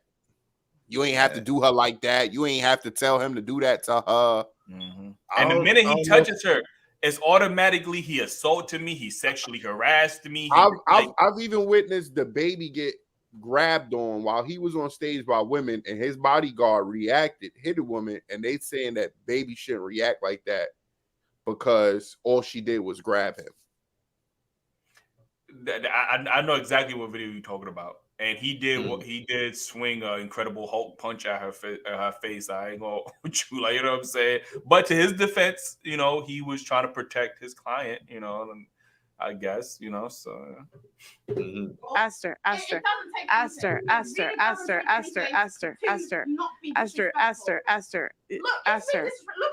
Because you were being rude. Esther, go get out. Get the Esther, get out. Yo, Pearl is trying her best to be like, you can see her trying her best to be like that assertive, like presence, because it sounded like she wanted to be like, get the fuck out, but she's like still you know, it's like get out, like, you know what I'm saying? It's like, yo, she really yo, we got one for y'all, bro. Bruv, it's coming up. It's coming up. Esther, get out. Get out of my apartment. Get out. Get out. No, get out. Get out. I'm not gonna do that. You're not gonna leave somebody up. Bro, that's super childish. Like, you know what I'm saying? Like, Esther, no, you're not gonna leave their house though. Like, my apartment. Again, do y'all think she's going to behave any less worse, or like in a relationship? Like, you get what I'm saying? This is her. Like, you get what I'm like? She ain't gonna act no different in a relationship. You're going to get that last word. Yeah, she wants to get the last word. She's not compromising. It's her way or the highway. Like, so what if this is your shorty and you telling her to get out your crib now, and she said, "I'm not going anywhere." What are y'all doing? Bro, don't put me in that. I'm doing that. All I'm gonna say is I grew up on Fresh Prince, man. She about to be Jazzy Jeff. What you talking about, man? The views of hold on. Let me listen. The views of Ace the Goat do not depict the views of the Dailyrapupcrew. Like, you know what I'm saying? You about to hit Apartment, get out. Get out. You're gonna be disrespectful the whole goddamn show. Get out. No. Yeah, I'll call security. I'll literally call security. Because that's very rude. No, can you call security? No, because you are being rude. Because you are over talking me. Call security. Get her out. Anyway, so you guys can follow me at SophieJoyX on Instagram. I'm going to be doing a lot more podcasts and political media stuff. And yeah, I hope to. This is a lot of fun. And yeah, can't wait to do more. Is there more is going to happen? Or look at dude face with the wig on, bro. He don't know what to do. I'm so sorry. You don't invite me into your house and then try to disrespect me by kicking me out. I am sorry. I'm going to have my voice. So if we're going to be here, security, we're all going to talk because we're not going to do that. That is very disrespectful. And that is that. You can put it. No, that's the ultimate disrespect. How dare you invite me to your house and then try to kick me out because I'm trying to tell you how I feel about how you're treating me. I'm not embarrassing myself. It's just so rude. It really is. I'm actually trying to help you out here. I'm actually trying to help you out here. Like, yeah. But can I just say one last thing? Can I just say one last thing? And why she still holding the mic like this shit on? They been cut your shit off, bro. Yo, just don't call her bruv. She about to try to swing on Pearl before she leaves. Listen, man, I do. Everybody know I do love me, my chocolate black women, but that attitude, man, I can't, bro. I'm too old for to deal with that. Maybe when I was younger, maybe I would have dealt with something like that, but I can't. So what you saying is that comment with darker women? Is that what you saying? Nah, I ain't say all of that. I'm just saying, like you said you like your dog behavior. But I just hate to see this type of behavior coming from my melanated black queens. That's all I'm saying. Like, I mean, okay. Just want to clarify. Hey, no problem. I had to hit you with the disclaimer real quick. You sure that's what you mean, right? You sure that's what you mean, right? Of course. Oh, okay. Okay. Yo. Right there. Shout out to Merciful. He said they should call the cops and see if Black Lives Matter. Hey, big up to top producer, big up to Pearl, big up to myself, big up to Destiny, big up to the last remaining guest, Sophie. What happened to the other girl? I just noticed that the one that was next to him, the other black girl. She got kicked out? I'm assuming. I don't know. Yeah. And yeah, man. This is just a little message to all you ones who want to go and do podcasts, bruv. It's not easy, bruv. It's not easy. Yeah. So easy, just know what it is. And yeah, go subscribe to my channel, bro. Yeah. This happens a lot on my channel as well. Yeah, even more. So go subscribe, King Riches, right now. Yeah. Go subscribe to my channel right now. Yeah, if you like drama like this, go subscribe to my channel right now. I feel like I won the Hunger Games. Huh? Well, hold on. We just said that with 4 of us here. Okay, I don't know. Yeah, but now I'm the last standing girl. You know what's crazy? I swear to God, this has never happened. Yeah, I think that's it, man. But like I said, man, it's just shout out to the UK, bruv. Yeah, we definitely got to go to UK, man. We might have to invite old girl. I don't know, like I'm saying, it would make for good entertainment. Like, which one? What's the name? Esther, Esther, bruv. Hit me up, bruv. I don't know. Yo. Don't call up bruv. Oh yeah, I can't. Wait, is it bro or bruv that they don't like? Both. Oh, both? Oh god. Anything that starts with a B. Oh, okay. All right. Yeah. We might have to go to somebody said pull up on Pearly. We might have to go to Pearly too. Yo, but again, man, we appreciate y'all for rocking out with us for this live stream. Like I said, if y'all got any reaction videos for us that y'all want us to react to, obviously, just send us to our DM, Instagram, Dailyrapupcrew, Dailyrapupcrew at Gmail as well. Yeah, and we got the new episode coming out this week. Friday as always, believe 11 a.m. It might change. The times be fluctuating because I'm trying to best figure out when y'all motherfuckers be online. Like, goddamn. But again, if y'all want early access to our episodes, make sure y'all become a member. You get early access. We actually got two exclusive episodes that I think we just gonna give to the subscribers. So make sure y'all subscribe. Make sure y'all join the membership for that to get access to those episodes. Because our regular subscribers not even gonna get those episodes. So make sure y'all join the membership for that. And any last words? Yeah, don't forget we're going live tomorrow night. Our regular time. Our regular day. We got a guest pulling up. We don't? I don't know. I'm asking. All right, scratch that. We got to discuss this.